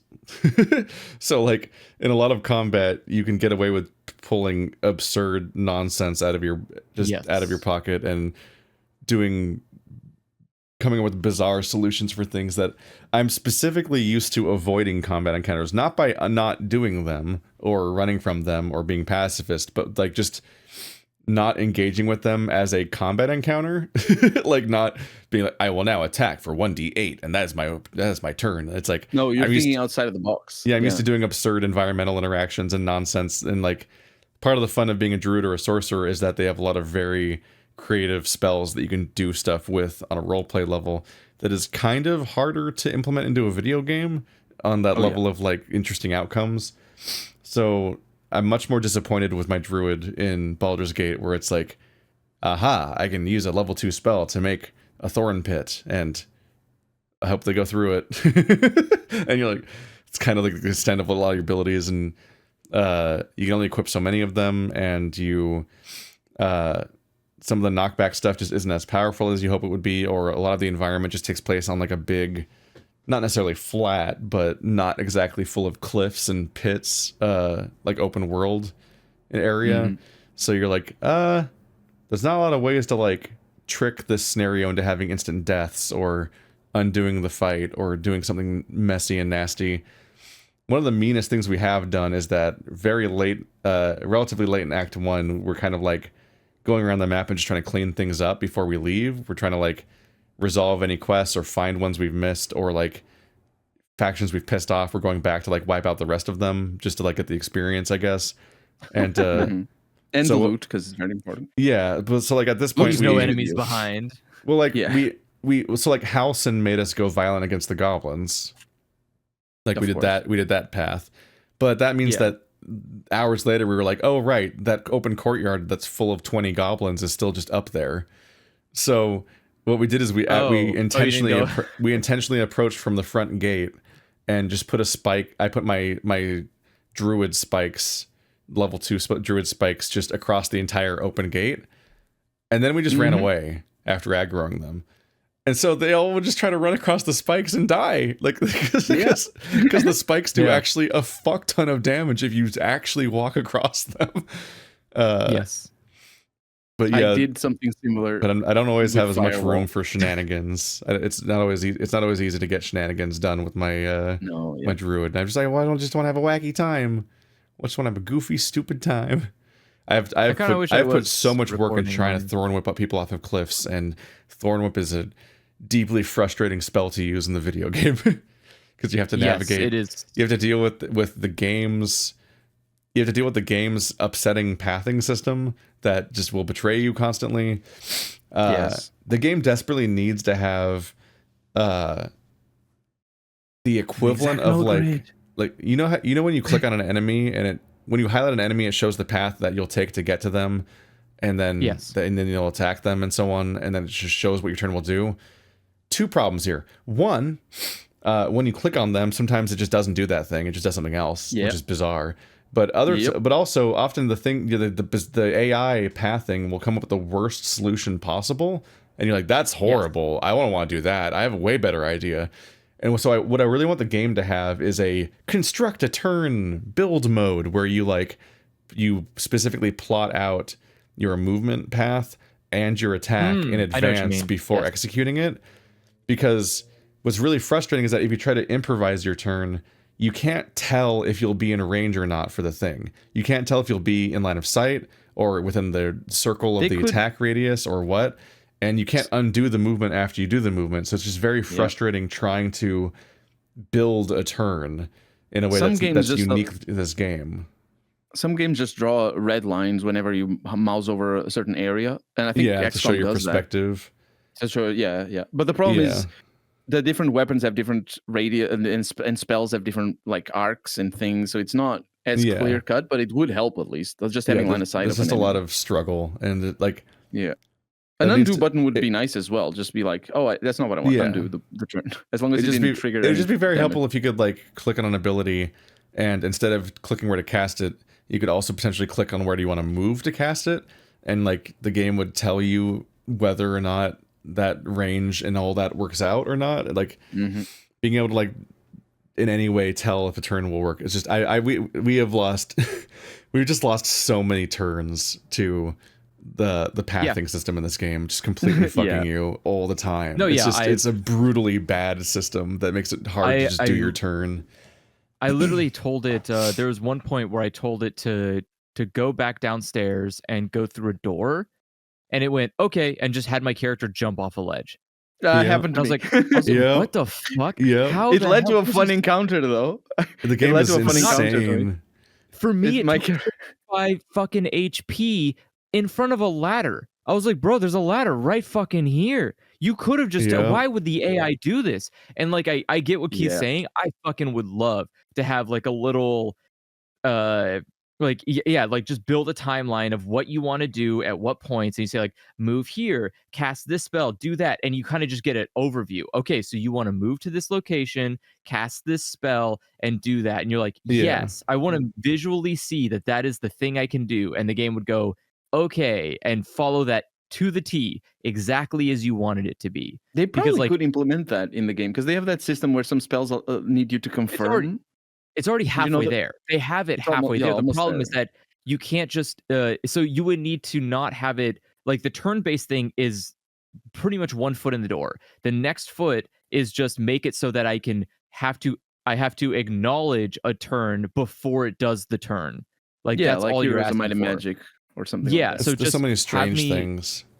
Yeah, and I get it. I totally agree. I think like if there's anything that needs to that actually like once the game is finished getting its bug fixes, the next feature I would want is something similar to that. I want a turn configuration or something. So just turns are weird in a lot of ways. Like the game will be like you'll highlight a path and it'll say provokes attack of opportunity. I'm like, okay, I'm gonna take this cost and I'm gonna move. So you click, you provoke an attack of opportunity. It just provokes. It doesn't move. And then it stops your turn. Yeah, I'm like, then you have to tell him again to do it. I'm like, what the fuck? what was the point of warning me in advance? Or like, That's weird. Yeah, it is. it does that constantly where you do the turn and then it's like, and then you have to tell it again to do the turn because it stops when you provoke the attack of opportunity, even though they pre-warned you it was going to do that, so you knew it was going to do that. It's also more infuriating when it misses. Like it's a swing it and misses, a miss, and it still makes you stop. And you're like, nothing happened to me. This man literally swung at me and nothing happened. Why did I stop moving? Keep going. Like Toaster and I have lost so many turns also to like picking an attack and then selecting your enemy and clicking, and like I don't know if it's like their idle animation wobbles away for a second, or you slightly you slightly click. No, it's because we've selected the attack already. So what it does is it shoots the ground 1 millimeter away from the enemy instead of the enemy. And I'm like, motherfucker, why would I want to shoot the floor? Why would I want to shoot an arrow at the floor? Why is there there should be a confirmation button for like, do you want to waste your turn? Do you want to shoot the floor for no reason? I'm gonna say that's a skill issue because it doesn't happen to me. But it happens all the time. It's so frustrating. So it's one thing if you have an AoE, but the game will be like, you want to shoot an arrow into the floor? I'm like, no, I don't. What the fuck? Problem. That's the problem with the hitbox of the enemy being the enemy itself and not like a bigger box around the enemy, because it should be like you should be able to, instead of pixel perfect. I'm shooting their finger. One of the most deeply frustrating moments was that we were fighting the hobgoblin amongst the goblins, like the king hobgoblin man that has the mind flayer body. So we go up in the rafters because that's logically the way you're going to try to deal with this guy. And there's a bunch of hanging fire things above him. So you're like, oh, we got to knock these down on him. That's clearly a good way to like approach this fight. So I use Thorn Whip because it's a free spell and it's a cantrip. And I was in range, seemingly, and it said 100% chance of working. I'm like, okay, well then I'm going to use Thorn Whip. Obviously, I'm going to Thorn Whip on this chandelier thingy, and it'll drop on the boss. And I'm on the rafters already, in line of sight of the thing. I click on it. My character runs across the rafters, goes down the ladder, runs into the boss, and then doesn't Thorn Whip. That's even so better. It picked an insane path to Thorn Whip and then didn't Thorn Whip and just wasted my turn, and now I'm next to the boss. I'm like, okay, because we're loading for the 70th time because we kept loading that encounter for so long because it was just torturing us. It's a tricky encounter. Like half of that encounter is us trying to trying to stealthily set up the encounter. But even then, fucking Howson is a pet instead of a party member, so he autopaths behind me, and I can't just control him individually outside of combat. You can unlock him. Well, it wouldn't let me. It wouldn't. Oh, there's so between your portrait and his portrait, there's a little hook thing. If you click that thing, it separates him from you. I couldn't get it off. I need to know this information. Yeah. The game it's not dragging. It's not dragging. It's the click of that thing. Why would they break the control format of the rest of the party? It's true. It's so true. Like for example, Shift C, where you can. That's not how the party system works. If you press Shift C, everybody that is in your group goes into crouch or goes out of crouch. What? Instead of just being your character. Yeah, that's really handy. The problem is it doesn't work for your followers. Like if you have summons, if you have familiars and things like that, they don't. You need to manually do that to them. So it's Shift C is handy, but it doesn't work for everybody. If you have followers and if you have as Alcin is a follower. Yeah. It's I think just as regards to going to the rafters, I would warn you though of the possibility that if you go into the rafters, you get shot down. They will fucking throw a grenade at you and it'll fall all the way over. Well, we're also very aware that particular boss has a lot of movement range and the spell Repulsor. Yeah. So we had a lot of gravity deaths, but we were trying to give him a gravity death because when he falls, he takes like 50 damage. Yes. But grenades are so ubiquitous. People have so many like extra, or at least on maximum difficulty they will use a lot of. Is Tactician the highest difficulty? We're on Tactician. Yeah. Oh yeah, that's the third one. Yeah. Tactician's not that bad. It's not that difficult, no. But there's a lot of scenarios that just go comically bad really quickly. We're like, I just really like seeing things like people pushing their friends out of fire or jumping over a chasm instead of and like going all the way around instead of going over my stuff. Or something that happened to me was I was just looking for spells that would hit, really. And I was like, oh man, this guy is freaking. There's a bunch of allies to this big boss, and I'm trying to kill the big boss first because I know the big boss is the big boss. and just like looking for spells, and everything is 45% to hit, and then I see this one 65, and I'm like, oh, that's the one. What is it? Bone chill. Let's go. Boom, bone chill on the guy. Bone chill applies. So, saving throw failed, and so he's bone chilled, so he can't heal himself. And I'm like, I'm not even care, because when do enemies heal themselves? They never do, right? Guess what? All the friends started throwing potions at the boss, because the boss was like halfway down, and everybody had potions because there were traders and stuff around. So it's just a bunch of potions flying on the boss, and none of them apply. I'm like, this is the best thing that happened to me, to apply bone chill on a random whim. And seeing that happen, it was there's a few things that are like that. It's a neat game in a lot of ways. There's cool stuff. I'm deeply amused by the fact that there are several story moments where you can die, and then the game just keeps going. In part because one, the Baldur's Gate 3 doesn't have a main character. Even your character's not the main character, which is partly exemplified by the fact that you can just play as any of the party members to begin with. Mm-hmm. You can just pick any of the party members and customize them. You can customize their appearance or leave them as default and just play as Karlach or whoever. And you get the quests with them. Yeah, and you and you have their backstory and all their stuff and so on. But also, like, if you walk into an encampment and you're currently controlling a party member as the lead instead of your main character, they just do the dialogue too. Like, they're just the main character. They just end the slot right into that mode. It's very interesting. Yeah. But also, like, your other characters can revive your main character when they die. Sometimes they can. You can die forever. There's actually but I have died in the plot and then revived myself. And then confronted the person who killed me, and they had dialogue about the fact that they killed me. And I'm like, this game is wild. This game is incredible. I know what you're talking about. That's really good. There's like multiple opportunities to do that kind of stuff, and it's just deeply amusing. But it's also a glitchy mess, and they need to fix it. It is a little bit. Well, you're not seeing the. It is so many bugs. It's jankier when you're like jumping doesn't work. If you're, no, it does. It sometimes doesn't. Every time you click jump and you wiggle your mouse around, the circle keeps growing and shrinking nonsensically all the time, and so you can just arbitrarily jump further or less far than normal in incomprehensible ways, and you can't tell why it's working that way or it isn't working that way. And sometimes you can't make a jump no matter what, no matter how hard you try. But if you play as the other character that did make the jump and then group your characters together in a party, they'll just make the jump. And you're like, what? How do you make the jump? He can't make the jump. I just tried 10 minutes to do that jump, and now the AI did it for me? What the fuck? Yep. But then other times you'll be like, okay. So perfect. But then you'll have other moments where like, okay, Karlach has a higher skill than me. She can jump way further than my character, and I made this jump already. Instead of switching to Karlach and telling her to jump, I'll just put her in I'll just group us, and then she'll just jump over here, right? Where it's the only. And then she doesn't. Yeah. Yeah. Instead, she then goes down the ladder and runs to the boss room and aggroes the boss. I'm like, what did you? Yeah. I was right in front of you. Why did you go there? But then, but also like the continue bug is still here. Like when we were at BLFC, they put out an update claiming that they fixed the continue bug, and it's been happening constantly to us a month later.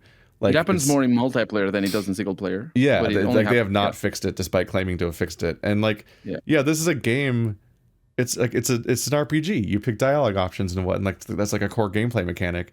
And like half the conversations can just bug out and not let you pick any of the options or even see what they are.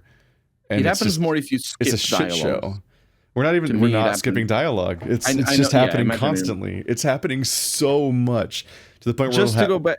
Sometimes it'll happen 3 times in 5 minutes, and you're like, okay, fuck, this is a game about talking to people, and the conversations don't work, and it's been out for months, so they should really work by now, but really, there should not be a situation where the dialogue doesn't work in a dialogue game. The very bizarre workaround that Toaster looked up and found out is that the trick in co-op to unbugging dialogue is that you have your co-op partner that's not controlling the conversation, leave the conversation, like stop listening, walk up to you and shove you. Wow. And you'll hear the audio of you getting shoved, but you won't actually leave the conversation, and then the conversation will just suddenly have options. You'll have options instead of it saying continue. I'm like, what the fuck? That's wild. Why is that a solution? I would never have thought of that. My God. No, it's probably related to why the bug happens, obviously. I just want to go back to the conversation with your partners or your companions. It's really cool that you can play as Karlach or you can play as Shadowheart or whatever, and you just get quests as them, and people react to you as them, and it's cool. And so what ends up happening is that some quest givers and some, just NPCs will have just generic dialogue for basically everybody except one or two companions, right? Like, for example, Damon, there's this smith. He's a tiefling, and so There's a if you Karlach talk to him as story, yeah. If you talk to him as Karlach, he says slightly different things, and sometimes they say a bunch of more things than just slightly different things, right? However, what's really cool, and I'm not going to spoil it for you, but I want you to know this because it's cool. There's dialogue as well for NPCs, or rather for companions that you can recruit that are not available as playable characters from the start of the game. So, for example, let's say, like Halcyon and so on. Yeah, Halcyon. So if you talk to people as Halcyon, some people, I wish you could play as Halcyon. You can play as Halcyon. That's the thing. You pick him up not as a playable character from the beginning, but you can just assume the game. I just mean that when I made my character, I kind of wanted to play as one of the preset characters, kind of like how I did in Divinity Original Sin 2, where I played as Fane, just because you get more narrative hooks that way to play around with. You do, but like you miss out on Fane's personality. Like I played the whole game twice, and I didn't know Fane was such a smarmy ass. That is true. I don't really know what Fane is like, and I do get a sense that whenever I have a cutscene as Karlach, she does seem kind of like, and she's sort of like player character mode, and she's like, oh yeah. She's like oddly more emotive in that she's more sad looking more often, and like because she's in player character mode and has more like she does player character expressions and so on that you don't see as often. Yeah, you do kind of miss out on them. Yeah, but at the same time, it's a little bit of a struggle. You're like, oh god, our party is 50% player characters, and you only have 4 characters. That's a crowded party. That's going to be, that definitely is a problem. Well, not a problem, but it's a challenge because you don't need to play around that. But it's a challenge in Act 2 where there's a lot that start to have a lot more of those encounters where you're like, oh, I should have Astarion for this, or I should have Shadowheart. We're often going around with Karlach and Shadowheart, and we just have an array of stay-at-home husbands. Yeah, but that's a good thing for Act 1. For Act 2, you're definitely gonna need to change that, I think. You don't need to, but you're gonna miss out on some cool things. Yeah, I need to figure out how to play Astarion and how to approach him. I think everyone was saying that so easy. I think everyone was saying I was doing it wrong when I played him earlier in the game, and now that he's leveled up and also has a certain narrative ability that he unlocked from his narrative, that now he's probably got some fun stuff to do. But I need to figure out what he'd do. So. No, I leveled him up all the way from level. So I respect him recently. I think I was to level 9. So from level 1 to level 9, and he's a rogue.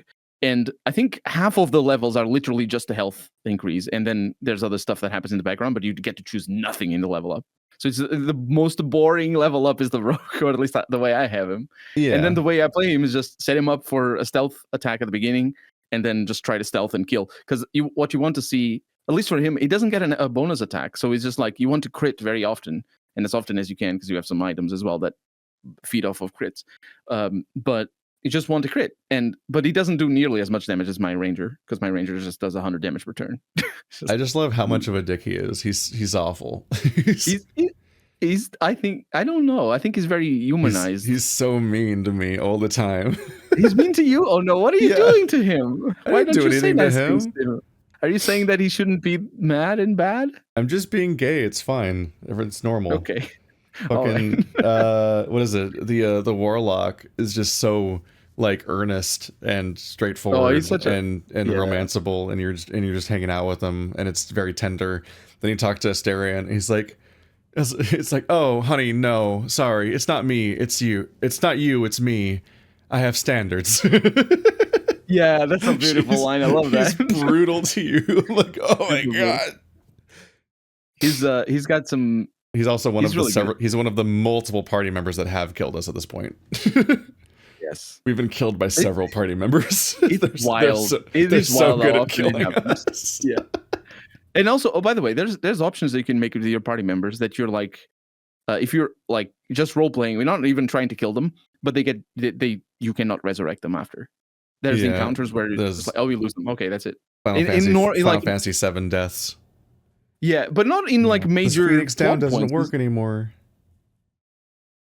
I think it's because they get aggroed against you, like in such a way that makes it, because you can only resurrect party members. That's the thing. I've tried using. So if they get angry at so, you, then you're screwed, probably. Yeah, you can resurrect. Yeah. But the no, it's very amusing. Because the Act 1 is set up as being, here's your 500 potential solutions to dealing with the brain slug thing. I was very amused when very late in our progress, we found a situation where they were like, it's like, yeah, I could deal with this problem, no deal. I'm just gonna need your eye. That's the cost. Oh yeah, I love that. And what's very funny about that is that Toaster got that prompt and it was like, ew, no, I need that. I need my eyes to see because I'm a cool monk boy. I'm not talking with this. But then on my character, I'm like, I'll pursue this. Let's see where this goes. If nothing else, I'll save first and just see what the fucked up cutscene is that happens or something. The spirit. Yeah. But I can't do it because someone else already took my eye. Oh no! Everyone wants my eyes. Oh my! I don't know about the first time that you could lose your eye. I've already lost my eye in a different situation that was also trying to deal with the same problem. Yes, I don't know the encounter where they want your eye. I know the first one that you're referring to. It's just deeply funny. It's just so fucking funny. It is funny, yeah. There's a lot of upsetting cutscenes. There's a lot of funny dynamics and neat characters. The upsetting just continues. It's not. I thought when I saw the first reviews, I was like, Act 1 is amazing. Act 2 is good, and Act 3 is just shambles. I'm like, oh, that's gonna be a bummer, but whatever. I don't care. Let's go. I'm having fun. I think that's been every game they've ever made has a bad final act that falls apart and barely functions. I'm loving it, honestly. I'm at the beginning of Act 3, admittedly, but it's just like there's the like it's just do you know the thing on Elden Ring where the map lies to you and you think, oh, it's not a very big game? Yeah. Yeah, so Baldur's Gate does that as well, but it doesn't do it with a map lying to you. You just do it with, oh, you thought you were done. No. This is 20% of the act. Let's go. Oh, you thought this was the city. No, it isn't. Or it's just like, but it also, I've heard people say, like, I have a friend who finished the game a while back, and he was just saying, oh, Act 2 was so small. I was thinking I missed something. And I didn't miss anything. But for me, Act 2 just lasted more than Act 1. And I did not miss things in Act 1. Apart from, I didn't actually kill the constructs in the tower. I forgot about that. But I was there. I just didn't kill. They killed me, basically. I had to reload. Womp womp. You may have not found the constructs in the tower yet. It has been equally a long game. Just all of it, all parts of it have been long. It's an interesting ride. I do see that the people were saying in Act 3 that there's a lot more people that you can interact with and people who just have one line. They exist in Act 1 as well, in Act 2. Act 2 less so, but in Act 1 they do. It's just that Act 3 has a lot more. It's got a lot more people in it. So they're just there for scenery. A lot of them, which I think I realized it can be a bummer for people who are used to being able to talk to everybody, like in Elder Scrolls or whatever. But that's not that's unrealistic. It doesn't work for Elder Scrolls for one, because everybody has to fill you up with either backstory that breaks the pacing of the game or just boring stuff that is boring to read. But I think the best solution is always to just have people that just have just don't talk to you. Like that was one of the big differences that I saw New Vegas do to Fallout 3, and I think that's a good decision. Just get people that don't say anything to you. They just say hi, what's up, or don't say anything at all. Because that way you can pace your storytelling. You can just have more people in the environments.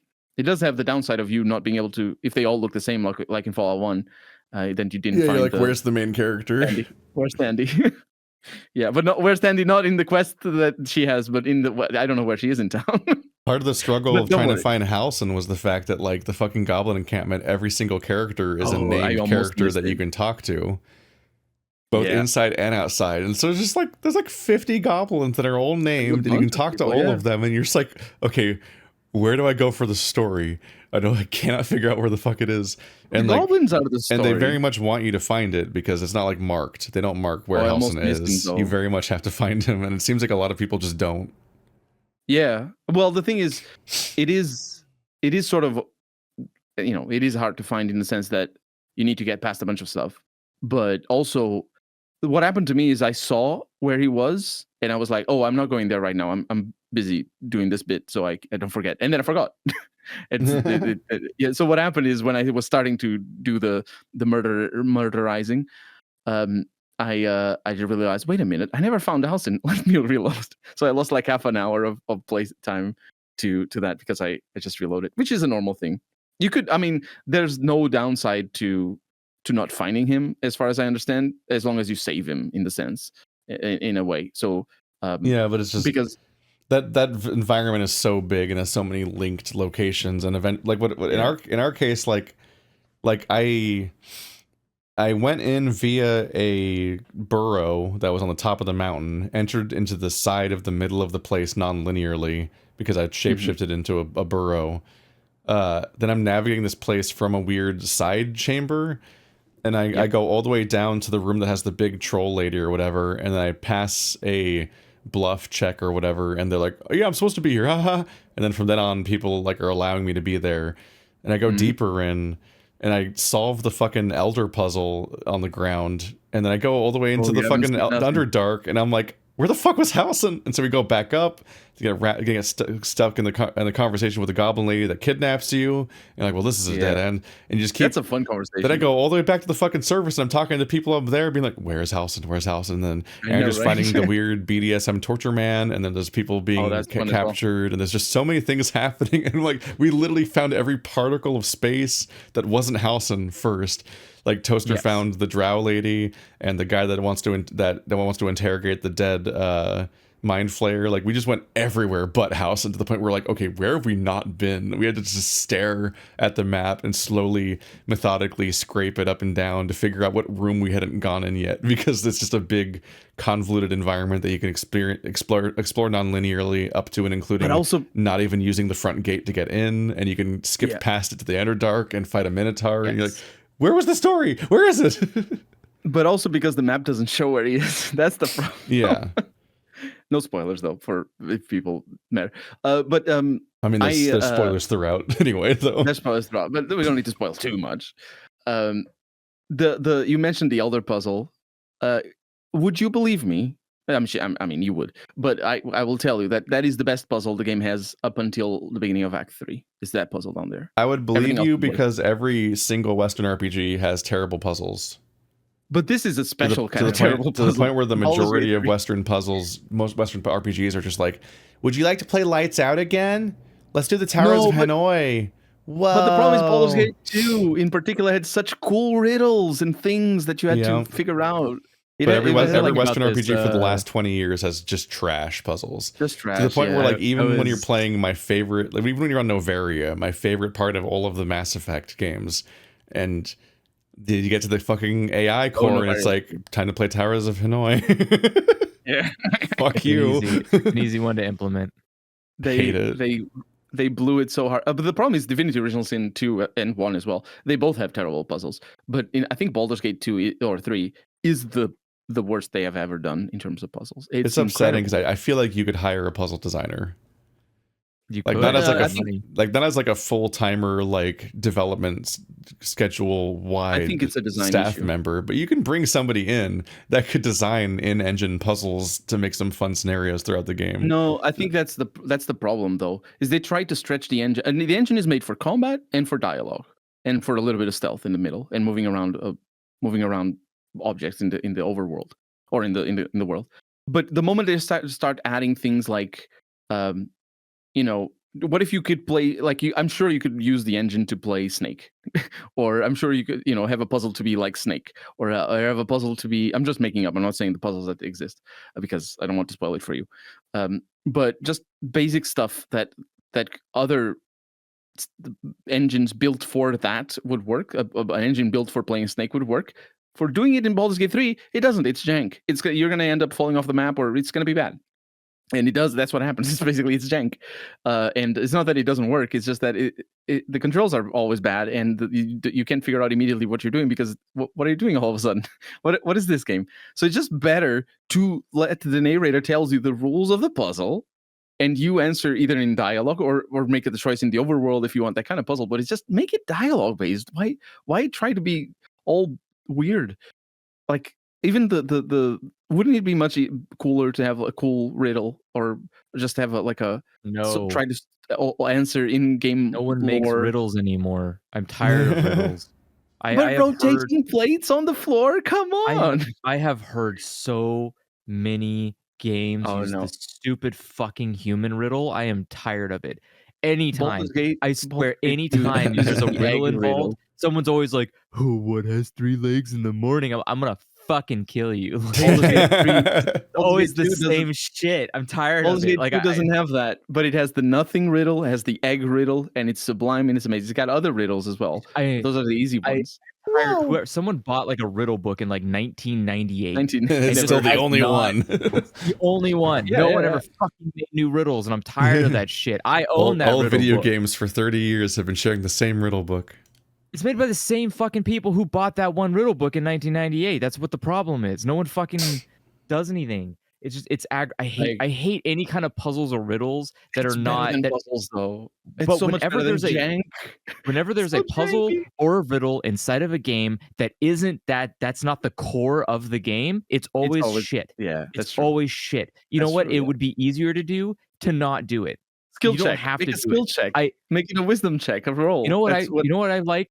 I totally like when I go up to a chest and I press I want to lockpick it, and then I roll some dice and it goes, nope, you suck. And I go, well, I guess I suck. And then I just redo it again.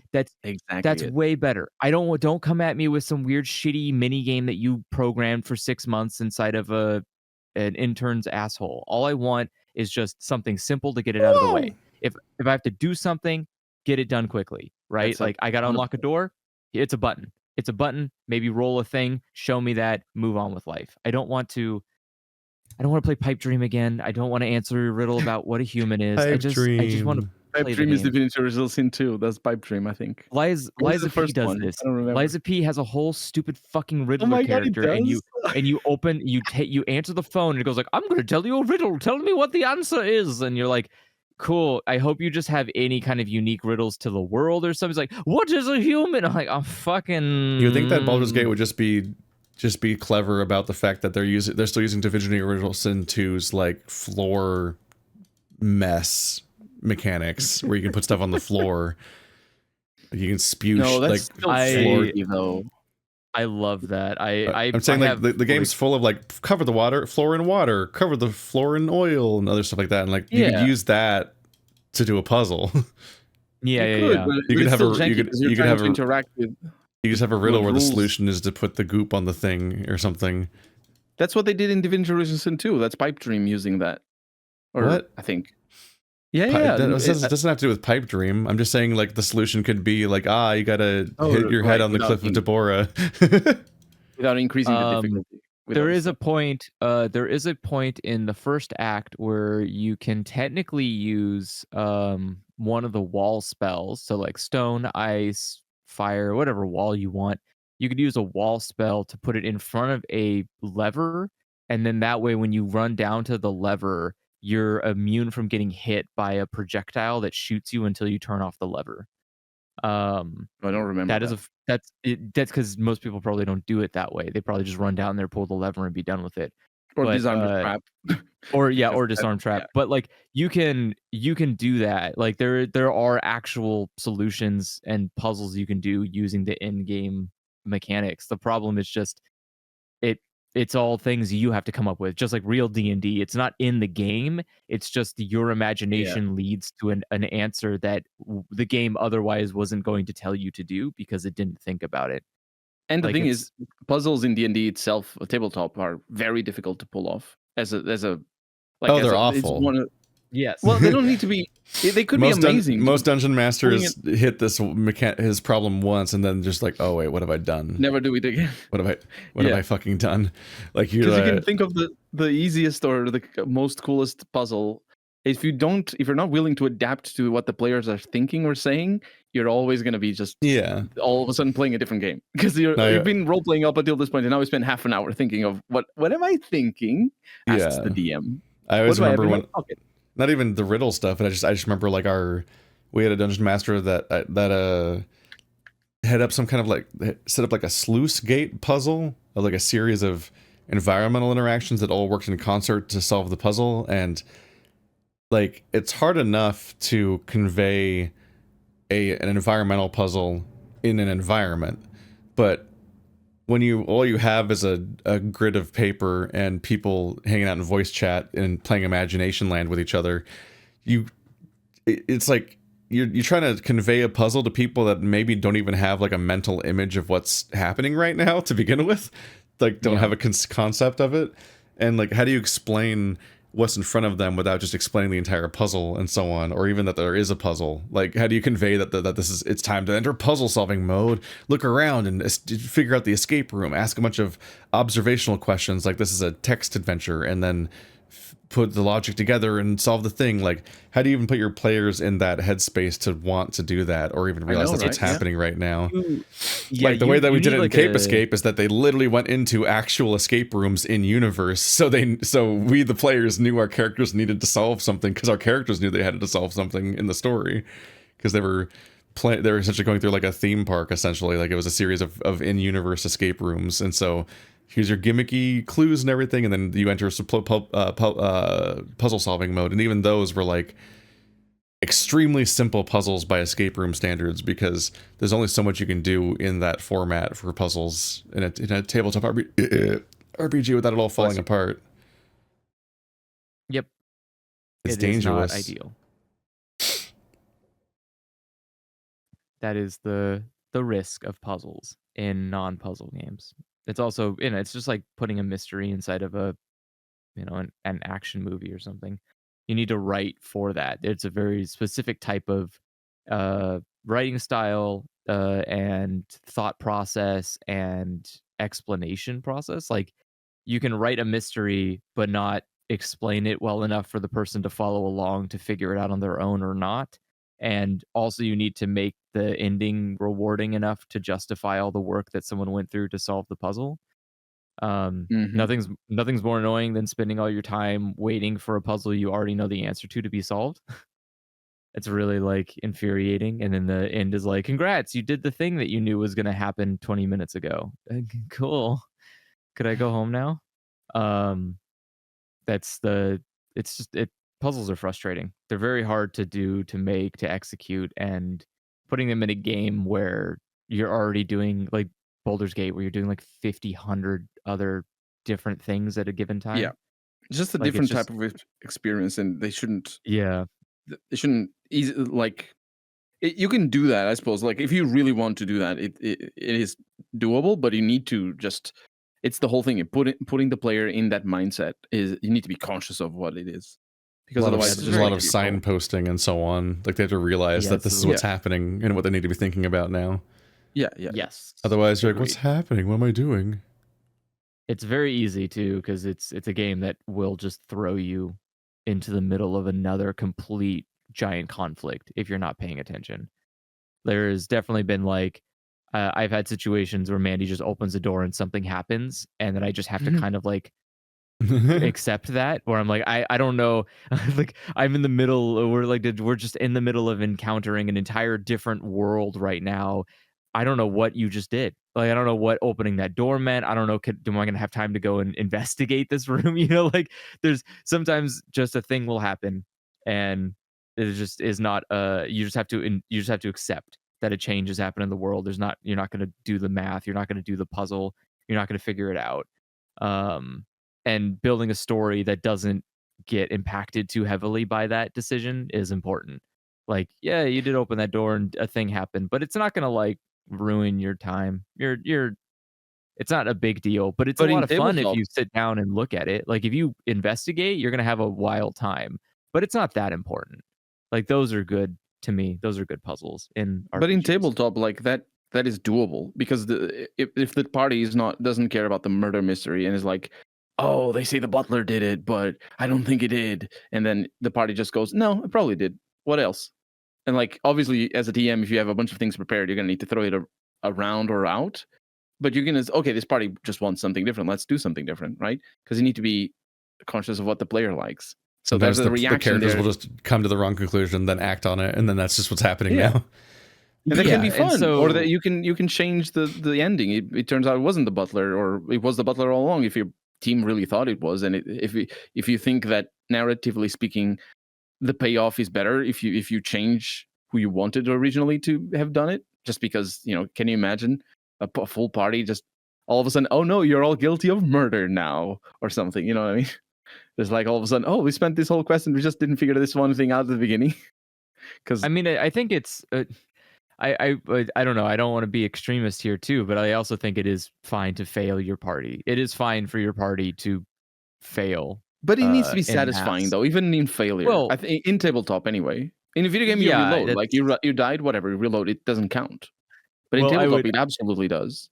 I mean, that is the thing, is that the option for reloading is what changes it between I guess like when you're doing a role-playing game, there are concessions that are made differently based on the medium it is. So like like say in a real life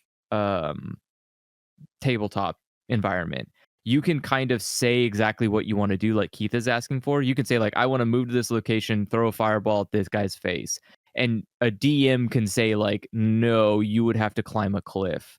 Like you can't do that. Yeah. And so you'd have to coordinate. You'd have to you could sit down there and get exactly what you want to happen. Even if there's like someone's going to swing on you when you try running, you go like, that's fine. I'm willing to take the hit. I just book it. And like, you can do that. It's a lot easier, but the game can't make that concession. And likewise, I think the game can't make the concession of like mass failure, right? Or it can make the concession of mass failure a lot easier because you can just reload. So we can say like, yep, you all failed. You are all idiots. And then you're just like, okay, well now we just have to reload the game, I guess. Whereas doing it in a live action environment, that would suck. It'd be really annoying to have to like, it wouldn't work. Yeah, like everyone died. We're just gonna pretend like we just didn't do 30 minutes of gameplay. Okay, like there's a lot of differences in that variable, and I think that's, I don't know. I think the puzzle aspect kind of leans in on that, of like the limitations of what you can do in live and video games. Yeah. Where I think choosing between a like a regular puzzle on the ground. Generally speaking, you just riddle. can't load in a tabletop RPG.